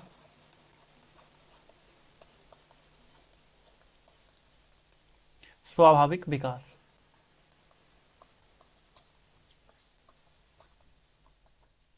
ठीक है, तो यही शीर्षक है। यहाँ से जो है ये पंक्तियाँ ली गई हैं, इसी के अंतर्गत ये पंक्तियाँ आपकी हैं। रचना किसकी है दोस्तों? हिंदी साहित्य की भूमिका, तो ये रचना है आचार्य हजारी प्रसाद द्विवेदी जी की। अगला प्रश्न देखिएगा, रीतिकाल को सर्वप्रथम श्रृंगार काल नाम रखने का सुझाव किसने दिया था? बताइए, प्रश्न नंबर 20। तो आचार्य विश्वनाथ प्रसाद मिश्र ने दिया था, यानी कि ऑप्शन नंबर बी आपका सही उत्तर हो जाएगा। अगला प्रश्न देखिएगा, रामचंद्र शुक्ल का हिंदी साहित्य का इतिहास पहले किस ग्रंथ की भूमिका के रूप में छपा था? सही उत्तर क्या हो जाएगा? तो हिंदी शब्द सागर। ठीक है, हिंदी शब्द सागर, यानी कि ऑप्शन नंबर पहला ही आपका सही उत्तर है। तो हिंदी शब्द सागर की भूमिका के रूप में 1929 ईस्वी में ये सबसे पहले जो है छपा था। कब छपा था? 1929 ईस्वी में इसका प्रकाशन हुआ था। हिंदी साहित्य के इतिहास में जो है अब तक जितने लिखे गए इतिहास हैं दोस्तों, उसमें सबसे अच्छा और सबसे प्रामाणिक जो इतिहास है वो आचार्य रामचंद्र शुक्ल का ही लिखा गया हिंदी साहित्य का इतिहास माना जाता है। इसी को हिंदी साहित्य का सबसे प्रामाणिक और व्यवस्थित जो है इतिहास भी माना गया है। यहाँ से भी प्रश्न आपके कई बार पूछे गए हैं। अगला प्रश्न है दोस्तों, हिंदी साहित्य के उत्तर मध्यकाल को कलाकाल नाम देने वाले विद्वान कौन है? कौन है दोस्तों? मिश्र बंधु हैं, रमाशंकर शुक्ल हैं, विश्वनाथ प्रसाद मिश्र हैं, रामचंद्र शुक्ल हैं। सही उत्तर क्या हो जाएगा आपका? प्रश्न नंबर 22 का। देखिए, रमाशंकर शुक्ल ने जो है उत्तर मध्यकाल को कलाकाल नाम देने वाले विद्वान के रूप में जाने जाते हैं। ऑप्शन नंबर बी आपका सही उत्तर होगा। मिश्र बंधुओं ने जो है इसको अलंकृत काल का नाम दिया था। विश्वनाथ प्रसाद मिश्र ने इसको श्रृंगार काल का नाम दिया था। अगला प्रश्न देखिए, साहित्य का इतिहास दर्शन नामक ग्रंथ के लेखक कौन है? बताइएगा, साहित्य का इतिहास दर्शन नामक ग्रंथ के लेखक कौन है? तो डॉक्टर नलिन बिलोचन शर्मा इसके जो है लेखक हैं। ऑप्शन नंबर बी सही उत्तर आपका होगा। अगला प्रश्न देखिएगा, इतिहास लेखन की सबसे विकसित पद्धति कौन सी है? बताइए, ये सभी काफी महत्वपूर्ण आपके सिलेक्टेड प्रश्न है दोस्तों। तो इतिहास लेखन की सबसे विकसित पद्धति पूछी गई है, विधेयवादी पद्धति, वर्णानुक्रम पद्धति, कालानुक्रमी पद्धति या फिर समाजशास्त्री पद्धति। देखिए, विधेयवादी पद्धति जो है, इस पद्धति को फ्रेंच विद्वान तेन ने जो है सुव्यवस्थित ढंग से जो है स्थापित किया था। तो यही जो है इतिहास लेखन की सबसे विकसित पद्धति मानी जाती है, विधेयवादी पद्धति। तो इसको जो है फ्रेंच एक विद्वान थे तेन, उन्होंने जो है स्थापित किया था। कौन विद्वान थे? तेन। ठीक है, चलिए। आचार्य रामचंद्र शुक्ल जो थे, उन्होंने जो है इतिहास लेखन के जो किया था, अपना हिंदी साहित्य का इतिहास ग्रंथ लिखा था, उसमें जो है इसी पद्धति को इन्होंने अपनाया था। ये पद्धति काफ़ी महत्वपूर्ण है, विधेयवादी पद्धति। अगला प्रश्न देखिए, इतिहास लेखन की सबसे विकसित पद्धति। ये प्रश्न जो है रिपीट हो गया है। देखिए आगे प्रश्न है, किस इतिहास लेखक ने अपने इतिहास ग्रंथ में लगभग 5000 कवियों का विवरण दिया है? सही उत्तर क्या हो जाएगा? देखिए, तो प्रश्न नंबर 26, तो मिस्र बंधुओं ने, ऑप्शन नंबर ए प्रश्न का सही उत्तर हो जाएगा, मिस्र बंधुओं ने। इनकी एक रचना है मिस्र बंधु विनोद। कौन सी रचना है दोस्तों? मिस्र बंधु विनोद। इसके बारे में हम पहले बता चुके हैं अभी इसी क्लास में। तो इसमें जो है 5000 कवियों का वर्णन इन्होंने किया था। कितने?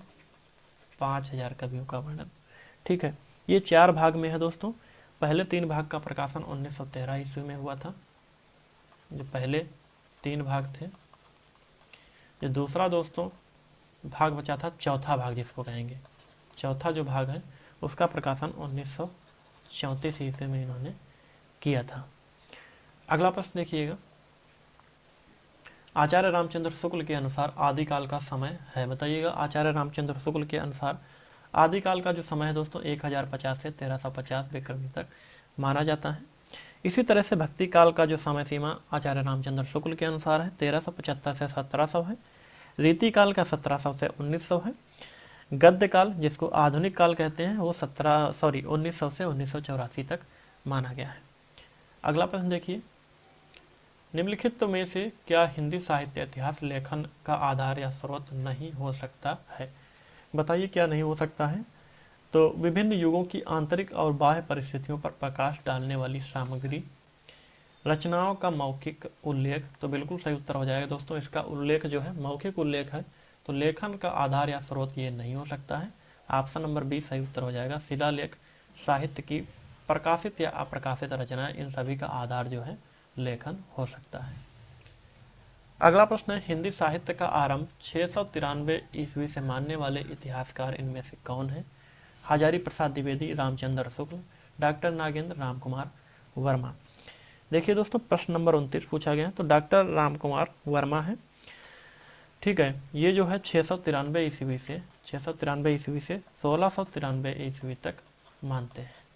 हिंदी साहित्य के प्रथम काल को जो है वीर काल किसने कहा है? सही उत्तर क्या हो जाएगा? देखिए, ऑप्शन है मिश्र बंधु ने, विश्वनाथ प्रसाद मिश्रा ने।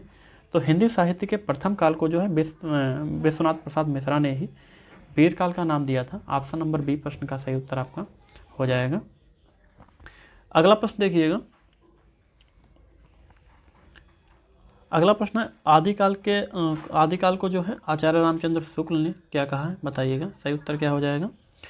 शुक्ल ने इसको जो है वीरगाथा काल कहा है। क्यों कहा है? देखिएगा, आचार्य रामचंद्र शुक्ल ने इस काल में जो है वीरगाथात्मक जो ग्रंथ थे उनकी प्रधानता थी। वो कौन से ग्रंथ थे दोस्तों? विजयपाल रासो, बीसल देव रासो, पृथ्वीराज रासो, खुमान रासो, ये सभी वीरगाथात्मक ग्रंथ थे, इनकी प्रधानता थी। इसी वजह से इस काल को जो है आचार्य रामचंद्र शुक्ल ने वीरगाथा काल का नाम दिया था। तो ऑप्शन नंबर डी प्रश्न का बिल्कुल सही उत्तर आपका हो जाएगा।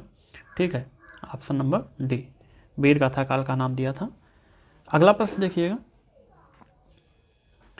अगला प्रश्न दोस्तों, हिंदी साहित्य के आदिकाल के लिए सिद्ध सामंत युग का नाम जो है किसने दिया? सही उत्तर बताइएगा।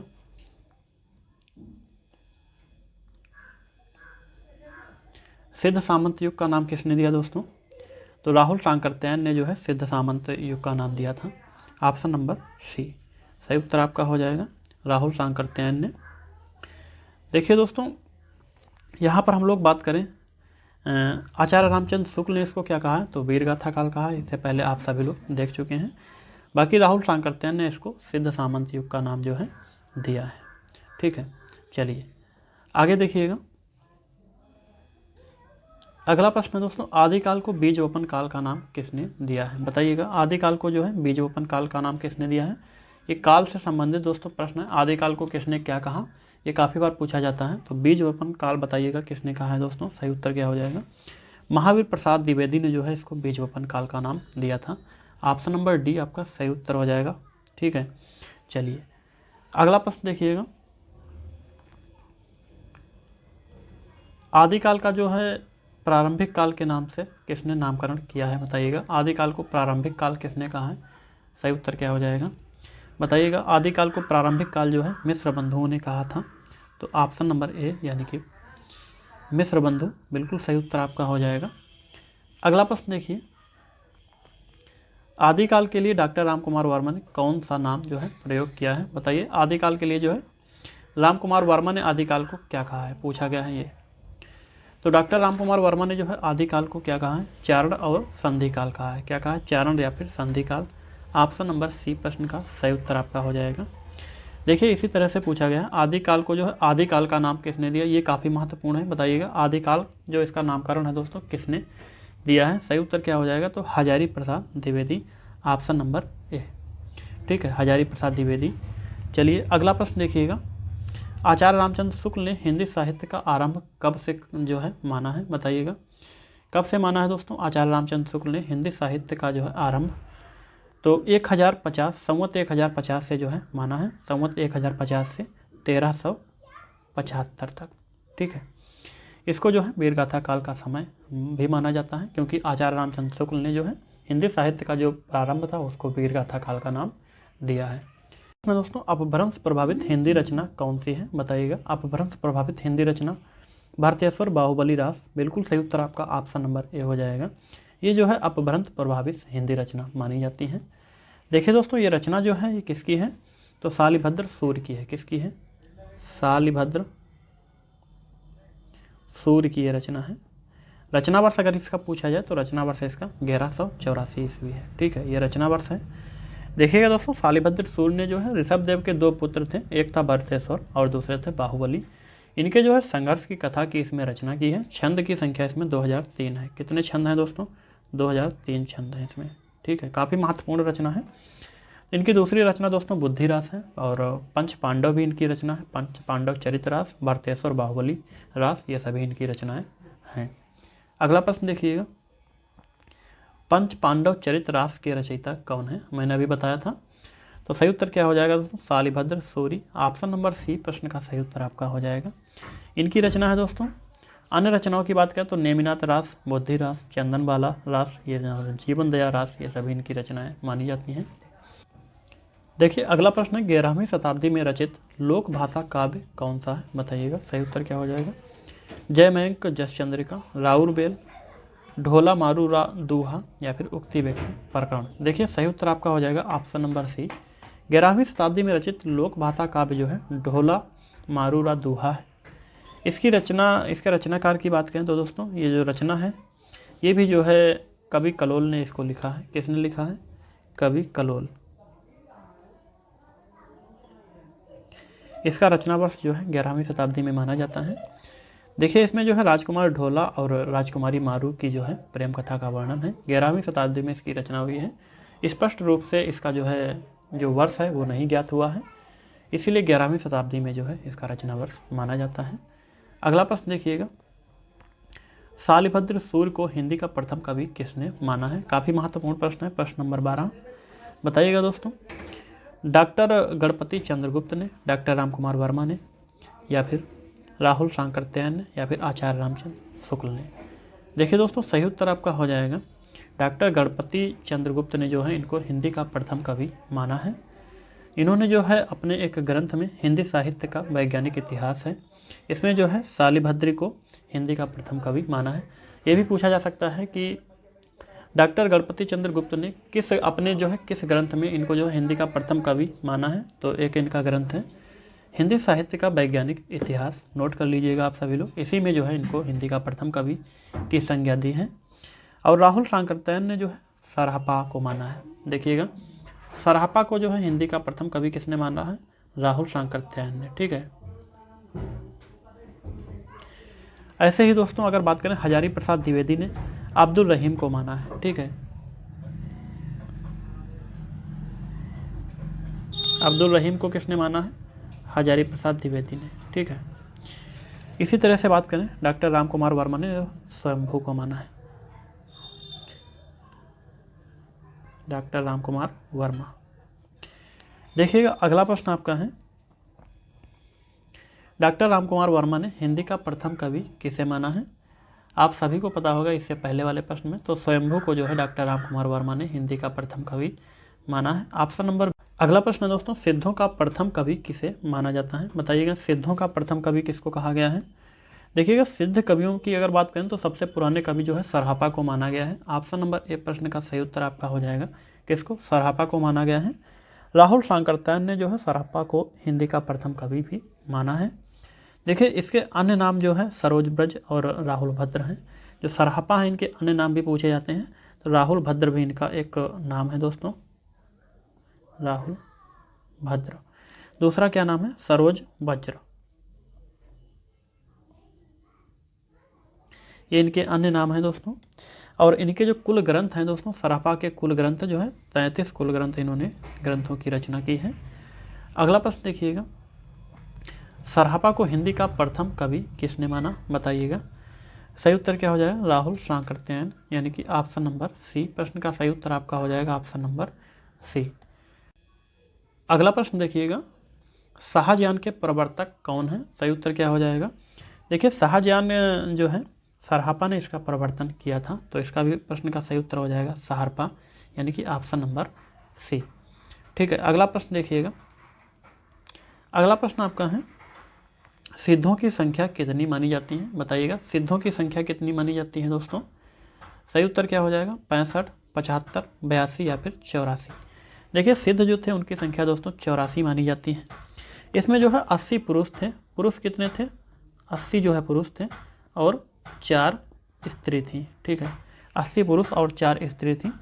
सरहापा को जो है प्रथम सिद्ध माना जाता है। पूछा जा सकता है प्रथम सिद्ध कौन था? ठीक है, प्रथम सिद्ध, तो सरहापा को जो है प्रथम सिद्ध माना जाता है। ठीक है, अगला प्रश्न देखिएगा, आचार्य हजारी प्रसाद द्विवेदी ने अपभ्रंश को जो है क्या कहा है? बताइएगा आचार्य हजारी प्रसाद द्विवेदी ने अपभ्रंश को क्या कहा है? सही उत्तर क्या हो जाएगा? पुरानी हिंदी जो है अपभ्रंश को कहा है। नोट कर लीजिएगा, क्या कहा है? पुरानी हिंदी अपभ्रंश को कहा है। देखिए दोस्तों अपभ्रंश को जो है हिंदी साहित्य का अभिन्न अंग माना जाता है। हजारी प्रसाद द्विवेदी ने अपभ्रंश को पुरानी हिंदी कहा है।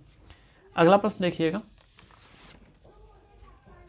चंद्रधर शर्मा गुलेरी ने जो है पुरानी हिंदी का प्रथम कवि किसे माना है? बताइएगा। चंद्रधर शर्मा ने पुरानी हिंदी का प्रथम कवि किसको माना है? तो राजा मुंज को माना है। किसको माना है? राजा मुंज को माना है। ऑप्शन नंबर सी सही उत्तर आपका हो जाएगा दोस्तों। इनकी प्रमुख कहानियाँ दोस्तों हैं, जैसे बुद्ध का कांटा, काफ़ी महत्वपूर्ण इनकी एक कहानी है, काफ़ी चर्चित है, बुद्ध का कांटा। इसी तरह से दूसरी इनकी कहानी है दोस्तों सुखमय जीवन। ये इनकी काफ़ी चर्चित कहानियां हैं, इनसे संबंधित प्रश्न पूछे जाते हैं कि इसकी रचना किसने की है।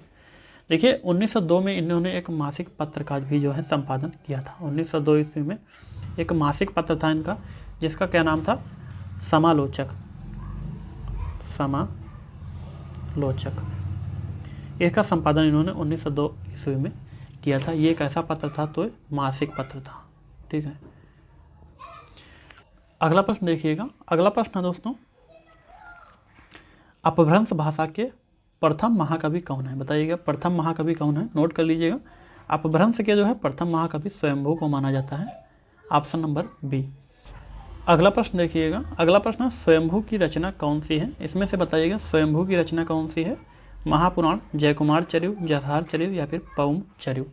देखिए ऑप्शन नंबर डी प्रश्न का सही उत्तर हो जाएगा। पौम चरिव जो रचना है दोस्तों, ये स्वयंभू की रचना मानी जाती है। ठीक है, अपभ्रंश भाषा में जो है रामकथा पर आधारित एक ये महाकाव्य है, जो कि सबसे पहला महाकाव्य भी माना जाता है। अपभ्रंश भाषा का सबसे पहला महाकाव्य है दोस्तों ये। इसे जो है पद्म चरित्र के नाम से भी जाना जाता है। जैन धर्म में राजा राम के लिए जो है पद्म शब्द का प्रयोग होता था। इस महाकाव्य में जो है राम पर आधारित पूरी जो है रचना की गई है। काफ़ी महत्वपूर्ण है, स्वयंभू की रचना है पौम चरिव। पद्म चरित्र भी कहीं कहीं पर आपको देखने को मिलेगा, पद्म चरित्र। अगला प्रश्न देखिएगा, अपभ्रंश की भवभूति किसे माना जाता है? बताइएगा अपभ्रंश की भवभूति किसे माना गया है? सही उत्तर क्या हो जाएगा? प्रश्न नंबर 22, तो पुष्य दंत को माना गया है। ठीक है, ऑप्शन नंबर बी किसको? पुष्य दंत को जो है माना गया है। देखिए अगला प्रश्न आपका है, उक्ति व्यक्ति प्रकरण जो है व्याकरण ग्रंथ किसकी रचना है? ये जो है व्याकरण ग्रंथ है उक्ति व्यक्ति प्रकरण। ये किसकी रचना है? हेमचंद की है, ज्योतिरीश्वर ठाकुर की है, रोडा की है, दामोदर शर्मा। प्रश्न नंबर 23, तो दामोदर शर्मा का है जो है उक्ति व्यक्ति प्रकरण हिंदी व्याकरण का पहला ग्रंथ भी ये माना जाता है। यहाँ से अगर पूछा जाए हिंदी व्याकरण का पहला ग्रंथ का, ये जो है हिंदी व्याकरण का पहला ग्रंथ भी माना जाता है। इसके रचनाकार कौन है दोस्तों? उक्ति व्यक्ति प्रकरण के रचनाकार दामोदर शर्मा। ठीक है, आगे देखिएगा। अगला प्रश्न आपका है, चारण साहित्य किस साहित्य का दूसरा नाम है? बताइएगा, चारण साहित्य किस साहित्य का दूसरा नाम है? ये काफ़ी महत्वपूर्ण आपके सेलेक्टेड प्रश्न है दोस्तों। तो चारण साहित्य जो है ये रासो साहित्य का दूसरा नाम है। किसका है? रासो साहित्य का। ऑप्शन नंबर ए प्रश्न का सही उत्तर आपका हो जाएगा रासो साहित्य। देखिए अगला प्रश्न आपका पूछा गया है, रासो ग्रंथ जो है किस भाषा में लिखे गए हैं? रासो ग्रंथ बताइएगा किस भाषा में लिखे गए हैं? सही उत्तर क्या हो जाएगा?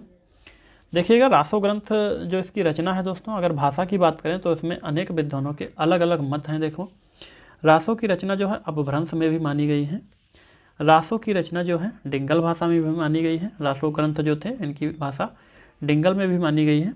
रासो की रचना जो है ब्रज भाषा में भी मानी गई है, लेकिन जो सही आपका स्पष्ट ज़्यादातर देखने को मिलता है वो ब्रज भाषा है। तो ऑप्शन नंबर सी प्रश्न का सही उत्तर हम करेंगे। बाकी जो है अलग अलग विद्वानों के अलग अलग इसमें मत हैं।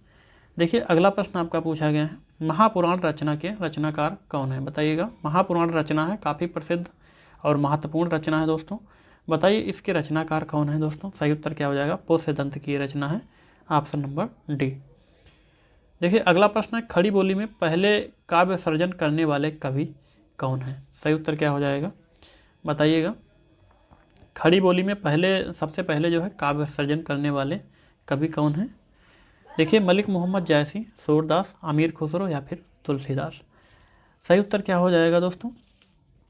प्रश्न नंबर 27 का, तो अमीर खुसरो जो हैं ये खड़ी बोली में सबसे पहले काव्य सर्जन करने वाले कवि के रूप में जाने जाते हैं। अगला प्रश्न देखिएगा,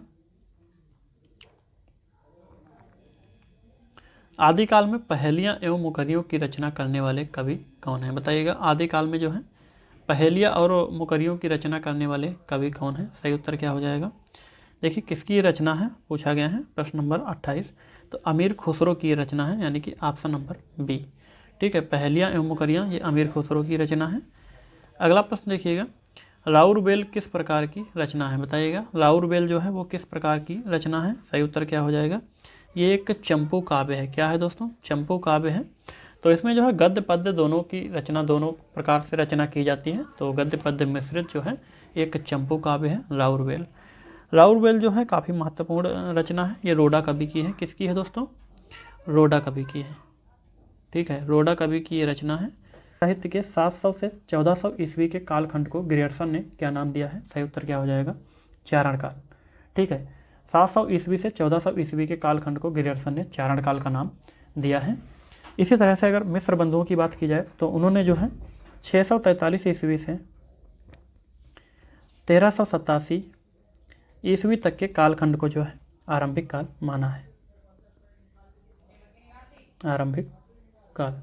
ठीक है, किसने? तो मिस्र बंधु ने। बात की जाए दोस्तों, आचार्य रामचंद्र शुक्ल ने जो है आदिकाल को क्या कहा है? वीर गाथा काल कहा है। वीर गाथा काल। इसकी समय सीमा उन्होंने मानी है संवत 1050 से 1375 तक। ठीक है, बात करें दोस्तों हजारी प्रसाद द्विवेदी ने आदिकाल की जो समय सीमा है वो 1000 से 1350 तक माना है।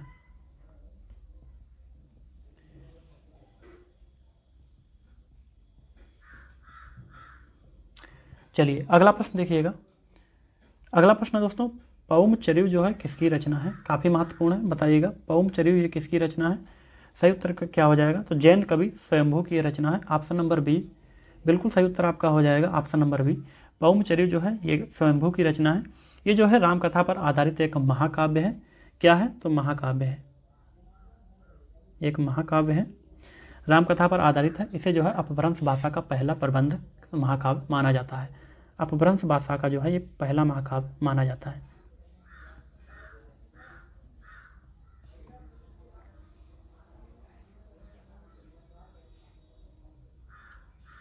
ठीक है, देखिएगा काफ़ी महत्वपूर्ण है, ये चीज़ आप सभी लोग नोट कर सकते हैं।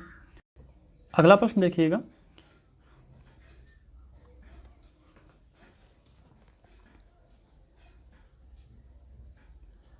अगला प्रश्न देखिएगा, सिद्धों में सबसे पुराने कवि कौन थे? बताइएगा सिद्धों में सबसे पुराने कवि कौन थे दोस्तों? तो सराहपा को जो है सिद्धों में सबसे पुराने कवि माना गया है। ऑप्शन नंबर डी सही उत्तर हो जाएगा। राहुल सांकृत्यायन ने सराहपा को जो है हिंदी का प्रथम कवि भी माना है। बात करें दोस्तों यहाँ पर सिद्धों की संख्या, तो सिद्धों की संख्या यहाँ पर 84 है। कितने सिद्ध हैं? सिद्ध जो है 84 माने जाते हैं, जिसमें से 80 पुरुष हैं, 80 पुरुष हैं और 4 जो है स्त्री सिद्ध मानी गई हैं। देखिएगा 84 जो हैं, इसका केंद्र की अगर बात करें, सिद्धों का केंद्र क्या है, ये सभी प्रश्न आपके पूछे जाते हैं। तो श्री पर्वत जो है इसका केंद्र था, यह है इसका केंद्र। सिद्धों का केंद्र अगर पूछा जाए तो श्री पर्वत सही उत्तर आपका हो जाएगा।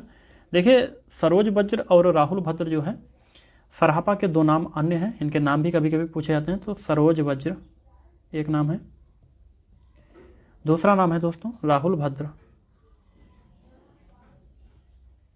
कभी कभी इनके नाम भी पूछ लिए जाते हैं।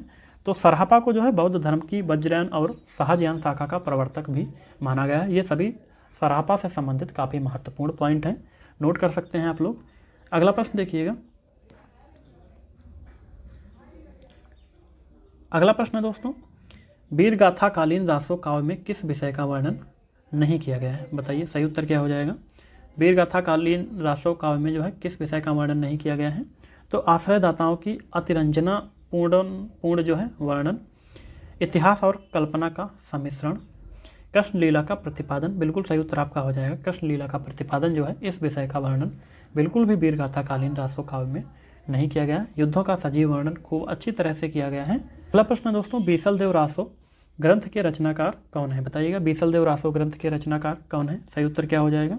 देखिए नरपति नाल जो है वो बीसल देव रासो ग्रंथ के रचनाकार हैं। ऑप्शन नंबर ए इस प्रश्न का आपका सही उत्तर हो जाएगा, नरपति नाल। इसमें जो है भोज प्रसार की पुत्री राजमती और अजमेर के चौहान राजा बीसल देव तृतीय के विवाह और वियोग और उनके पुनर्मिलन की कथा को जो है दर्शाया गया है। देखिए इसकी रचना जो है संवत 1212 में हुई है। कब हुई है? संवत 1212 में। ठीक है, अगला प्रश्न देखिएगा, बीसल देव रासो ग्रंथ में किस शैली का प्रयोग किया गया है? काफ़ी महत्वपूर्ण है दोस्तों, पूछा गया है किस शैली का प्रयोग किया गया है। तो सरस शैली का इसमें प्रयोग किया गया है। ऑप्शन नंबर सी सही उत्तर आपका हो जाएगा। देखिए बीसल देव रासो ग्रंथ में जो है बीसल देव की पत्नी कौन है? बताइएगा बीसल देव की पत्नी कौन है दोस्तों? इसमें जो है जो भोज प्रसार की पुत्री राजमती थी वही इनकी जो है बीसल देव रासो की पत्नी थी। क्या नाम हो जाएगा? राजमती, यानी कि ऑप्शन नंबर ए प्रश्न का सही उत्तर आपका हो जाएगा। अगला प्रश्न देखिएगा, राजमती से रूठकर बीसल देव कहाँ गए थे? बताइएगा राजमती से रूठकर जो है बीसल देव कहाँ गए थे? सही उत्तर क्या हो जाएगा दोस्तों? देखिए बीसल देव रासों में जो है बीसल देव और राजमती के विवाह जो हुआ था उसके बाद में वियोग और पुनर्मिलन की जो कहानी है उसको दिखाया गया है। इस रासों के दूसरे खंड में जो है ये बताया गया था कि बीसल देव जो हैं वो जो है राजमती से रूठ करके उड़ीसा चले गए थे, जहाँ से 1 साल बाद लौटे थे। तो कहाँ गए थे? उड़ीसा गए थे। सही उत्तर आपका ऑप्शन नंबर बी हो जाएगा। ठीक है, अगला प्रश्न देखिए, निम्नलिखित रासो ग्रंथों में कौन सा प्रेम काव्य या श्रृंगार काव्य है? बताइएगा कौन सा प्रेम काव्य या श्रृंगार काव्य है? देखिए सही उत्तर क्या हो जाएगा आपको बताना है। तो बीसल देव रासो हमने अभी बताया था। बीसल देव रासो में जो है भोज प्रसार की पुत्री राजमती और अजमेर के जो चौहान राजा बीसल देव तृतीय हैं उनके विवाह वियोग और पुनर्मिलन की कथा है। तो इसी में जो है काव्य प्रेम में काव्य और श्रृंगार काव्य का वर्णन हुआ है। ऑप्शन नंबर डी प्रश्न का सही उत्तर आपका हो जाएगा। अगला प्रश्न देखिए, उत्तर प्रदेश में आलखंड के नाम से कौन सा काव्य प्रसिद्ध है? बताइएगा आलखंड के नाम से सही उत्तर क्या हो जाएगा? हमीर रासो, परमाल रासो, पृथ्वीराज रासो या फिर खुमान रासो। देखिए परमाल रासो जो है ये आलखंड के नाम से जो है प्रसिद्ध है उत्तर प्रदेश में। तो Parmal Raso option number B. देखिएगा रचना की बात करें तो 13वीं शताब्दी में इसकी रचना जो है महोबा के राजा परमाल देव और के जो दरबारी कवि हैं दोस्तों जगनिक ने की थी इसकी रचना पूछी जाए किसने की, तो जगनिक की रचना है ये। ठीक है, देखिए इसमें महोबा के जो दो वीर आला और उदल हैं, उनके जो है वीरता का जो वर्णन है पूरी तरह से किया गया है। जगनिक ने जो है इसकी रचना की थी। अगला प्रश्न देखिए, आलखंड नामक काव्य ग्रंथ के रचनाकार बताइए कौन है, तो जगनिक हैं। इससे पहले वाले प्रश्न में अभी मैंने बताया। अगला प्रश्न देखिए, आला और उदल नाम के दो वीर सरदारों के वीरतापूर्ण जो है लड़ाइयों का वर्णन किस ग्रंथ में मिलता है, बताइए किस ग्रंथ में मिलता है, तो परमाल रासों में देखने को मिलता है। अगला प्रश्न देखिएगा, पूछा गया है आला और उदल किस राजा के सामंत थे, बताइएगा। तो आला और उदल जो है चंदेल राजा परमाल के सेनापति थे। बिल्कुल सही उत्तर ऑप्शन नंबर सी आपका हो जाएगा। इसी तरह से अगला प्रश्न देखिए, प्रश्न में कुछ पंक्तियां हैं दोस्तों।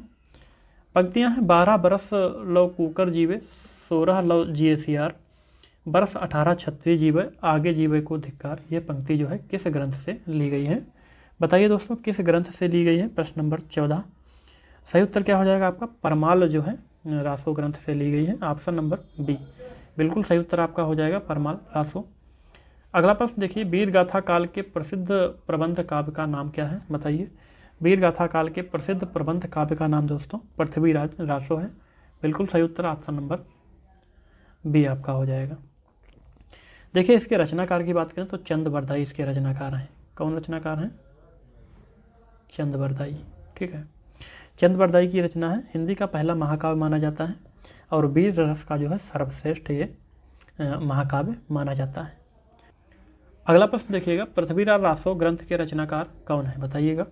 दलपति विजय, नरपति नाल, चंद बरदाई। सही उत्तर आपका ऑप्शन नंबर सी, चंद बरदाई जो है पृथ्वीराज रासो ग्रंथ के रचनाकार माने जाते हैं। ये जो ग्रंथ है दोस्तों पृथ्वीराज रासो, ये पहला महाकाव्य माना जाता है। कभी कभी इसमें सर्ग पूछे जाते हैं, तो 69 सर्ग इसमें हैं। अगला प्रश्न देखिए, आचार्य रामचंद्र शुक्ल ने हिंदी का प्रथम महाकवि किसे माना है, बताइएगा। शुक्ल ने जो है हिंदी का प्रथम महाकवि किसे माना है, तो गोरखनाथ को, अमीर खुसरो, स्वयंभू या फिर चंद बरदाई को। प्रश्न नंबर 17, सही उत्तर आपका क्या हो जाएगा। देखिए चंद बरदाई को जो है आचार्य रामचंद्र शुक्ल ने हिंदी का प्रथम महाकवि माना है, चंद Bardai, option number D.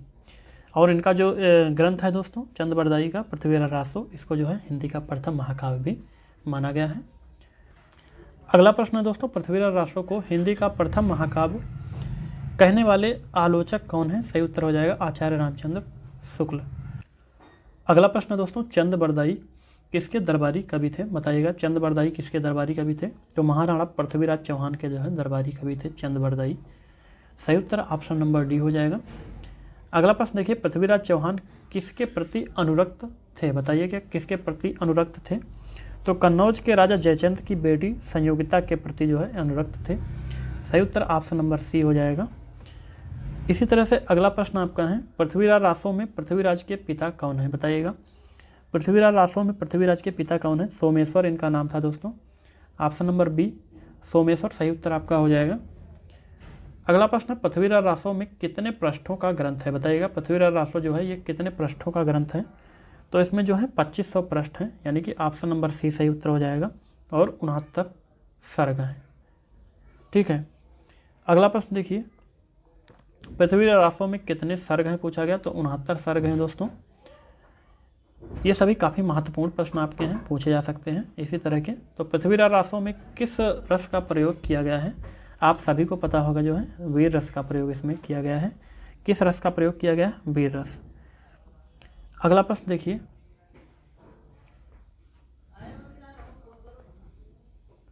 Khuman Raso ग्रंथ के रचनाकार कौन है, बताइएगा। खुमान रासो ग्रंथ के रचनाकार कौन है, प्रश्न नंबर 25, तो दलपति विजय जो है इसके रचनाकार हैं, ऑप्शन नंबर ए। पूछा गया खुमान रासो की रचना कौन सी भाषा में की गई है, बताइए। खुमान रासो की रचना जो है राजस्थानी भाषा में की गई है दोस्तों। अगला प्रश्न है, खुमान रासो में कितने छंदों का वर्णन किया गया है, बताइए कितने छंदों का वर्णन किया गया है, तो 5000 छंदों का वर्णन किया गया है। रासो नाम किस शब्द से बना है, बताइएगा। रासो नाम जो है किस शब्द से बना है, तो रसायन शब्द से बना है रासो नाम, ऑप्शन नंबर ए बिल्कुल सही उत्तर आपका हो जाएगा। अगला प्रश्न देखिए, इनमें से कौन सी रचना आदिकाल की है, बताइएगा आदिकाल की कौन सी रचना इसमें से है।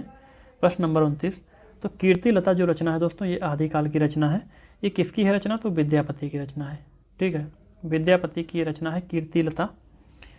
ये काफ़ी महत्वपूर्ण रचना है दोस्तों, अभाट्ट भाषा की ये जो रचना है और विद्यापति की जो है पहली रचना ये मानी जाती है। ठीक है, पहली रचना। इसकी रचना वर्ष की अगर बात करें तो 1380 ईस्वी में इसकी रचना हुई थी। कब हुई थी, 1380 ईस्वी में। पहला प्रश्न है दोस्तों, मैथिल कोकिल के नाम से प्रचलित कवि कौन है, बताइएगा। तो विद्यापति को जो है मैथिल कोकिल के नाम से जाना जाता है।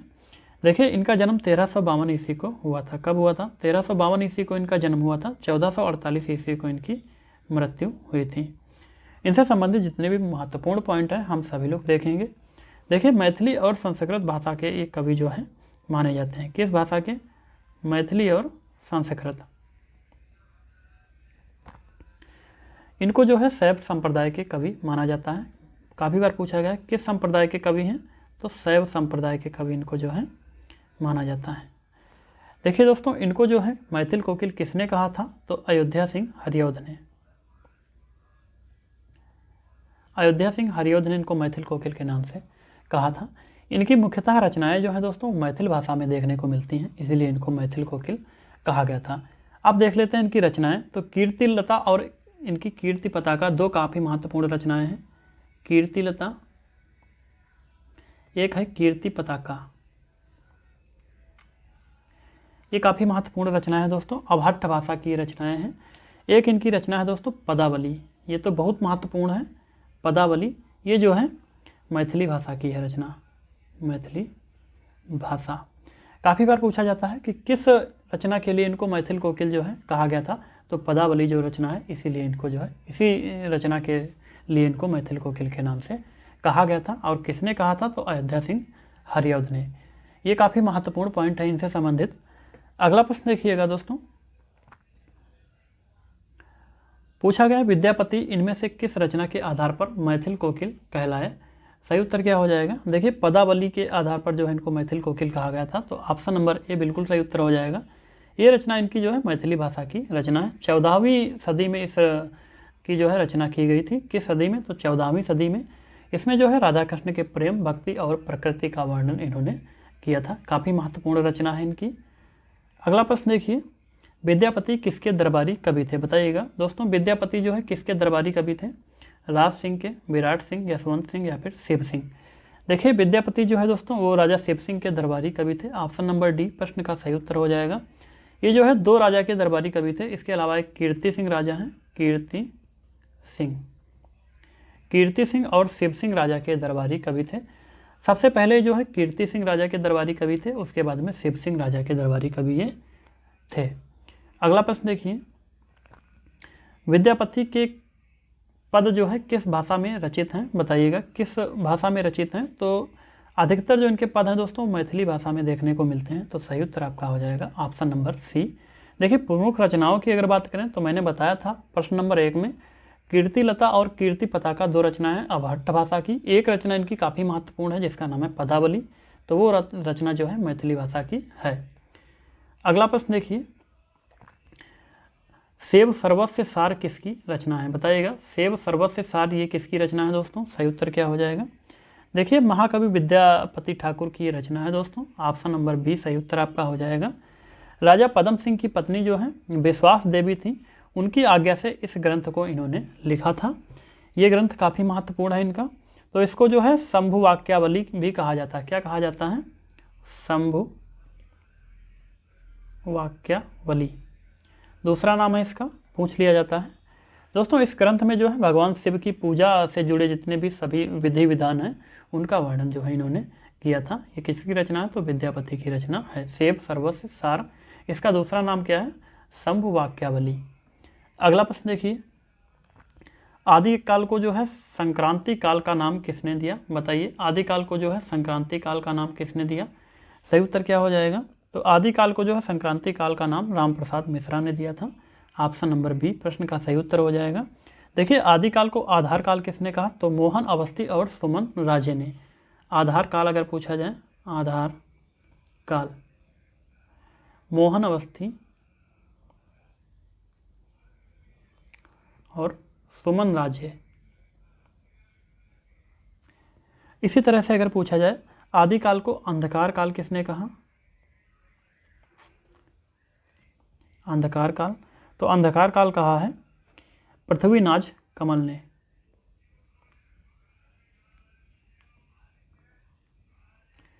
बात करें दोस्तों आदिकाल को वीरकाल किसने कहा? वीरकाल तो विश्वनाथ प्रसाद ने कहा है, विश्वनाथ प्रसाद मिश्र। देखिए आदिकाल को वीरगाथा काल किसने कहा? वीरगाथा काल तो रामचंद्र शुक्ल ने कहा है। आदिकाल की जितनी भी रचनाएं थी दोस्तों वो वीरगाथात्मक रचनाएं थी, इसी वजह से जो है रामचंद्र शुक्ल ने इसको वीरगाथा काल का नाम दिया था। ये काफ़ी बार कारण भी पूछा गया है। अगला प्रश्न देखिएगा, जय मयंक जस चंद्रिका के रचनाकार कौन है? बताइएगा जय मयंक जस चंद्रिका के रचनाकार कौन है? तो मधुकर कवि हैं दोस्तों। ऑप्शन नंबर ए प्रश्न का सही उत्तर हो जाएगा। आदिकालीन रचना है, काफ़ी महत्वपूर्ण है। जय मयंक जस चंद्रिका मधुकर कवि की रचना है। देखिए अगला प्रश्न है दोस्तों, नाथ पंथ के प्रणेता कौन है? बताइए।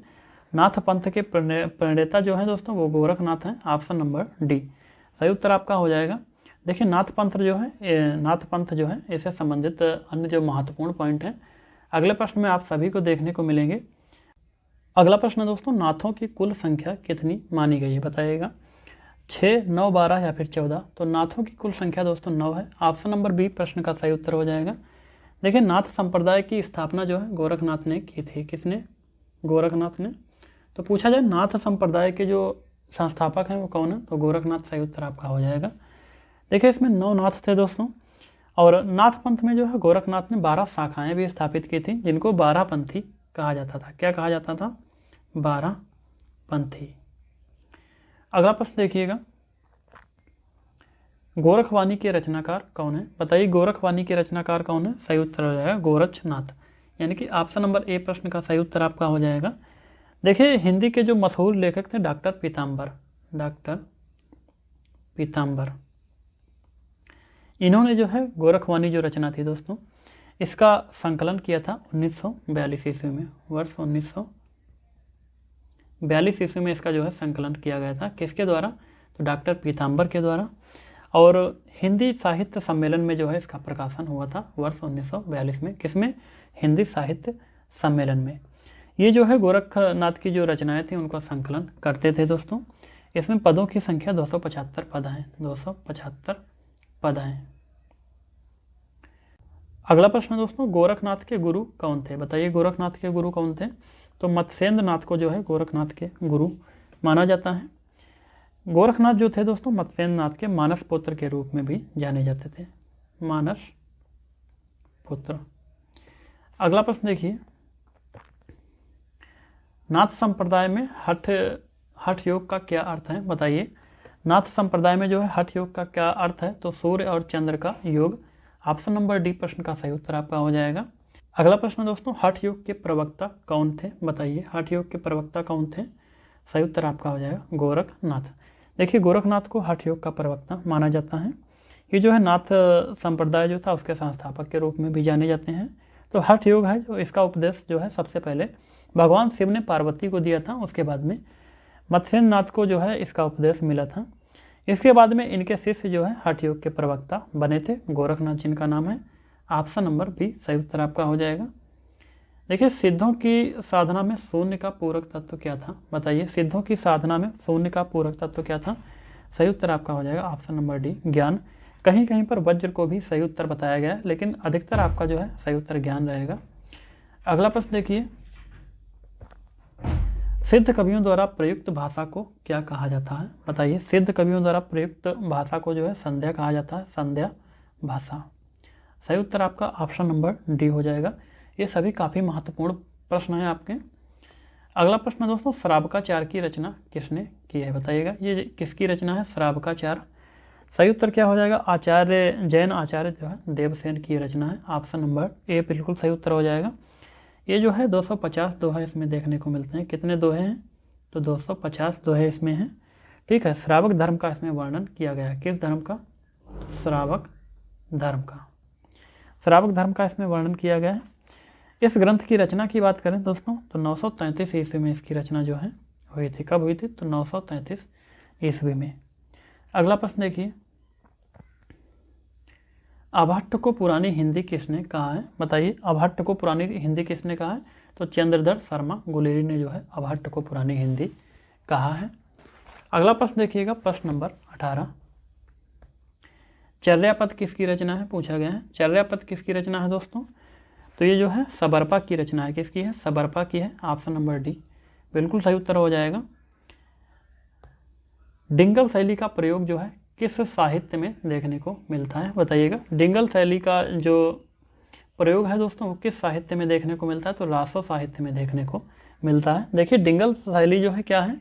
तो राजस्थानी शैली जो प्रमुख शैली है दोस्तों, ये डिंगल शैली, जिसे जो है प्राचीनतम राजस्थानी भी कहा जाता है।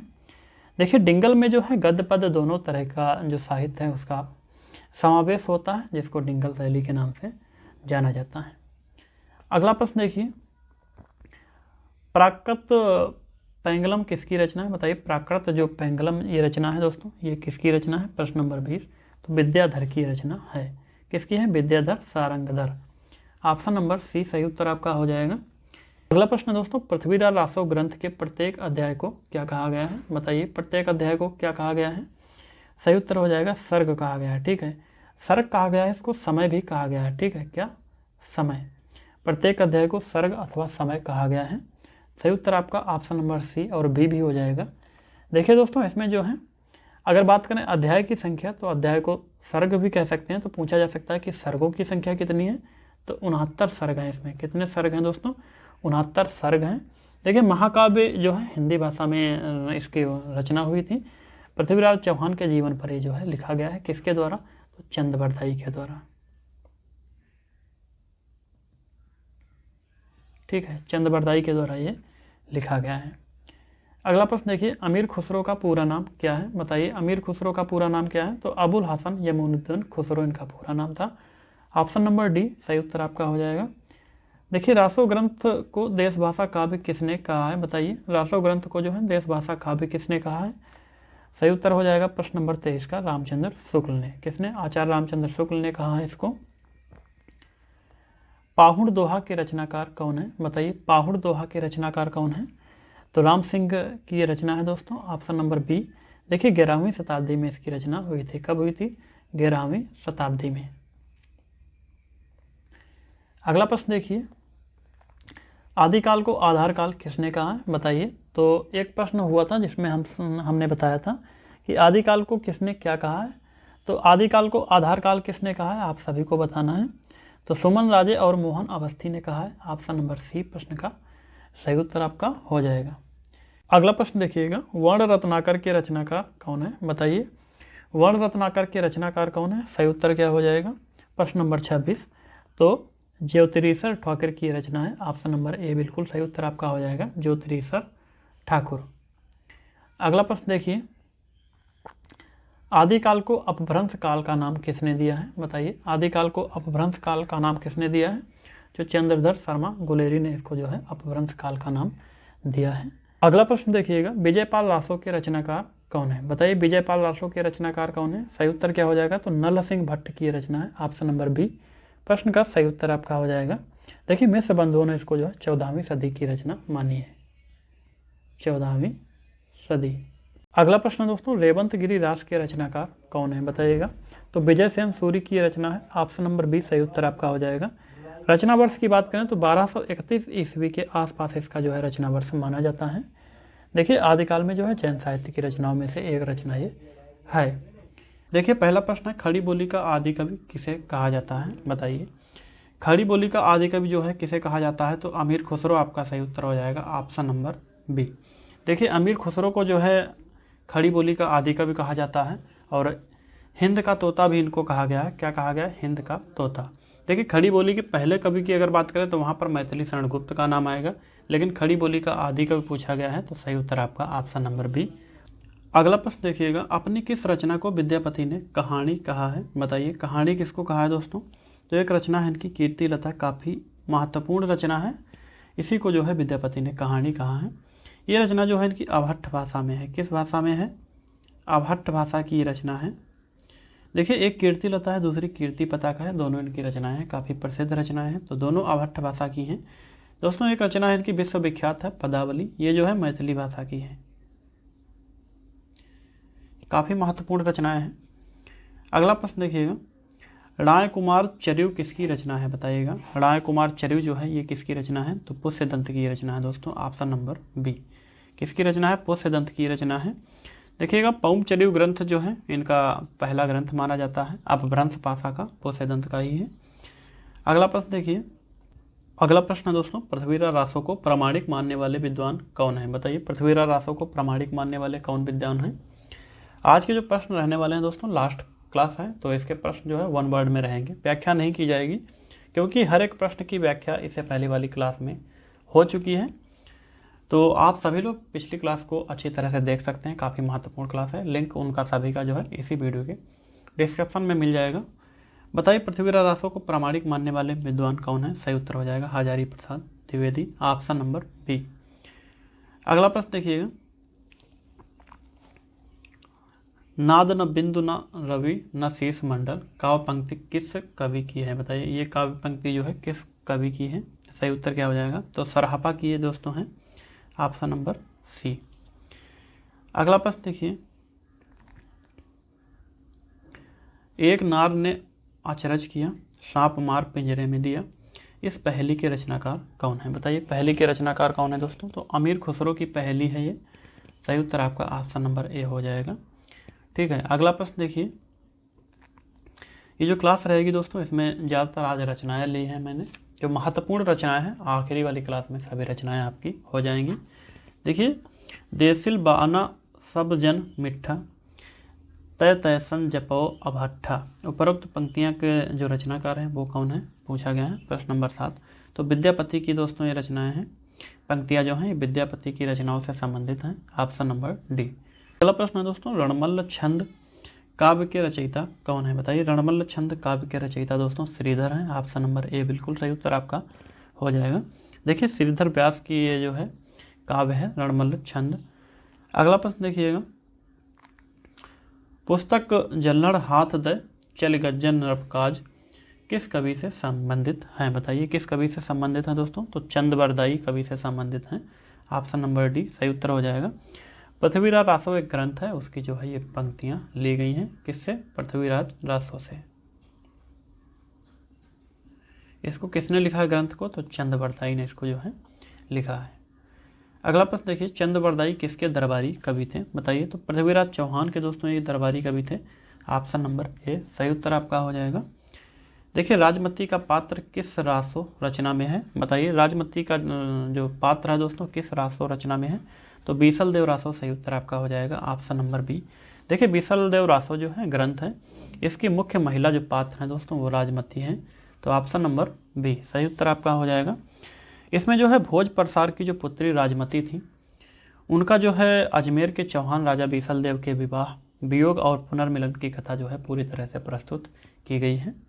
तो यहाँ पर अगर देखो, प्रमुख स्त्री पात्र जो थी वो दोस्तों वो राजमती थी। अगर प्रमुख जो है पुरुष पात्र की बात करें तो बीसल देव रहेंगे। अगला प्रश्न देखिए, गौरक्ष कल्प किसकी रचना है? बताइए, गौरक्ष कल्प जो है किसकी रचना है? प्रश्न नंबर 12 सही उत्तर हो जाएगा, गोरखनाथ की दोस्तों ये रचना है, ऑप्शन नंबर सी। अगला प्रश्न देखिए, सबसे पहले दोहा और चौपाई की परंपरा का प्रयोग किसने किया? बताइएगा, सबसे पहले दोहा और चौपाई की परंपरा का प्रयोग किसने किया? प्रश्न नंबर 13 सही उत्तर हो जाएगा, सरहपा ने किया था। देखिए, हिंदी का पहला कवि भी इनको माना गया है और सबसे पहले दोहा और चौपाई की परंपरा का प्रयोग इन्होंने किया था। अगला प्रश्न देखिएगा, बौद्ध गान ओ दोहा किनकी रचनाओं का संग्रह है? बताइए, तो सिद्धों की रचनाओं का संग्रह है, ऑप्शन नंबर सी बिल्कुल सही उत्तर हो जाएगा। देखिए, सिद्धों की वाणियों का इसमें संकलन है। रचना की बात करें तो हरप्रसाद शास्त्री की रचना है, जिसकी ये पंक्तियाँ जो है लिखी गई हैं। अगला प्रश्न देखिए,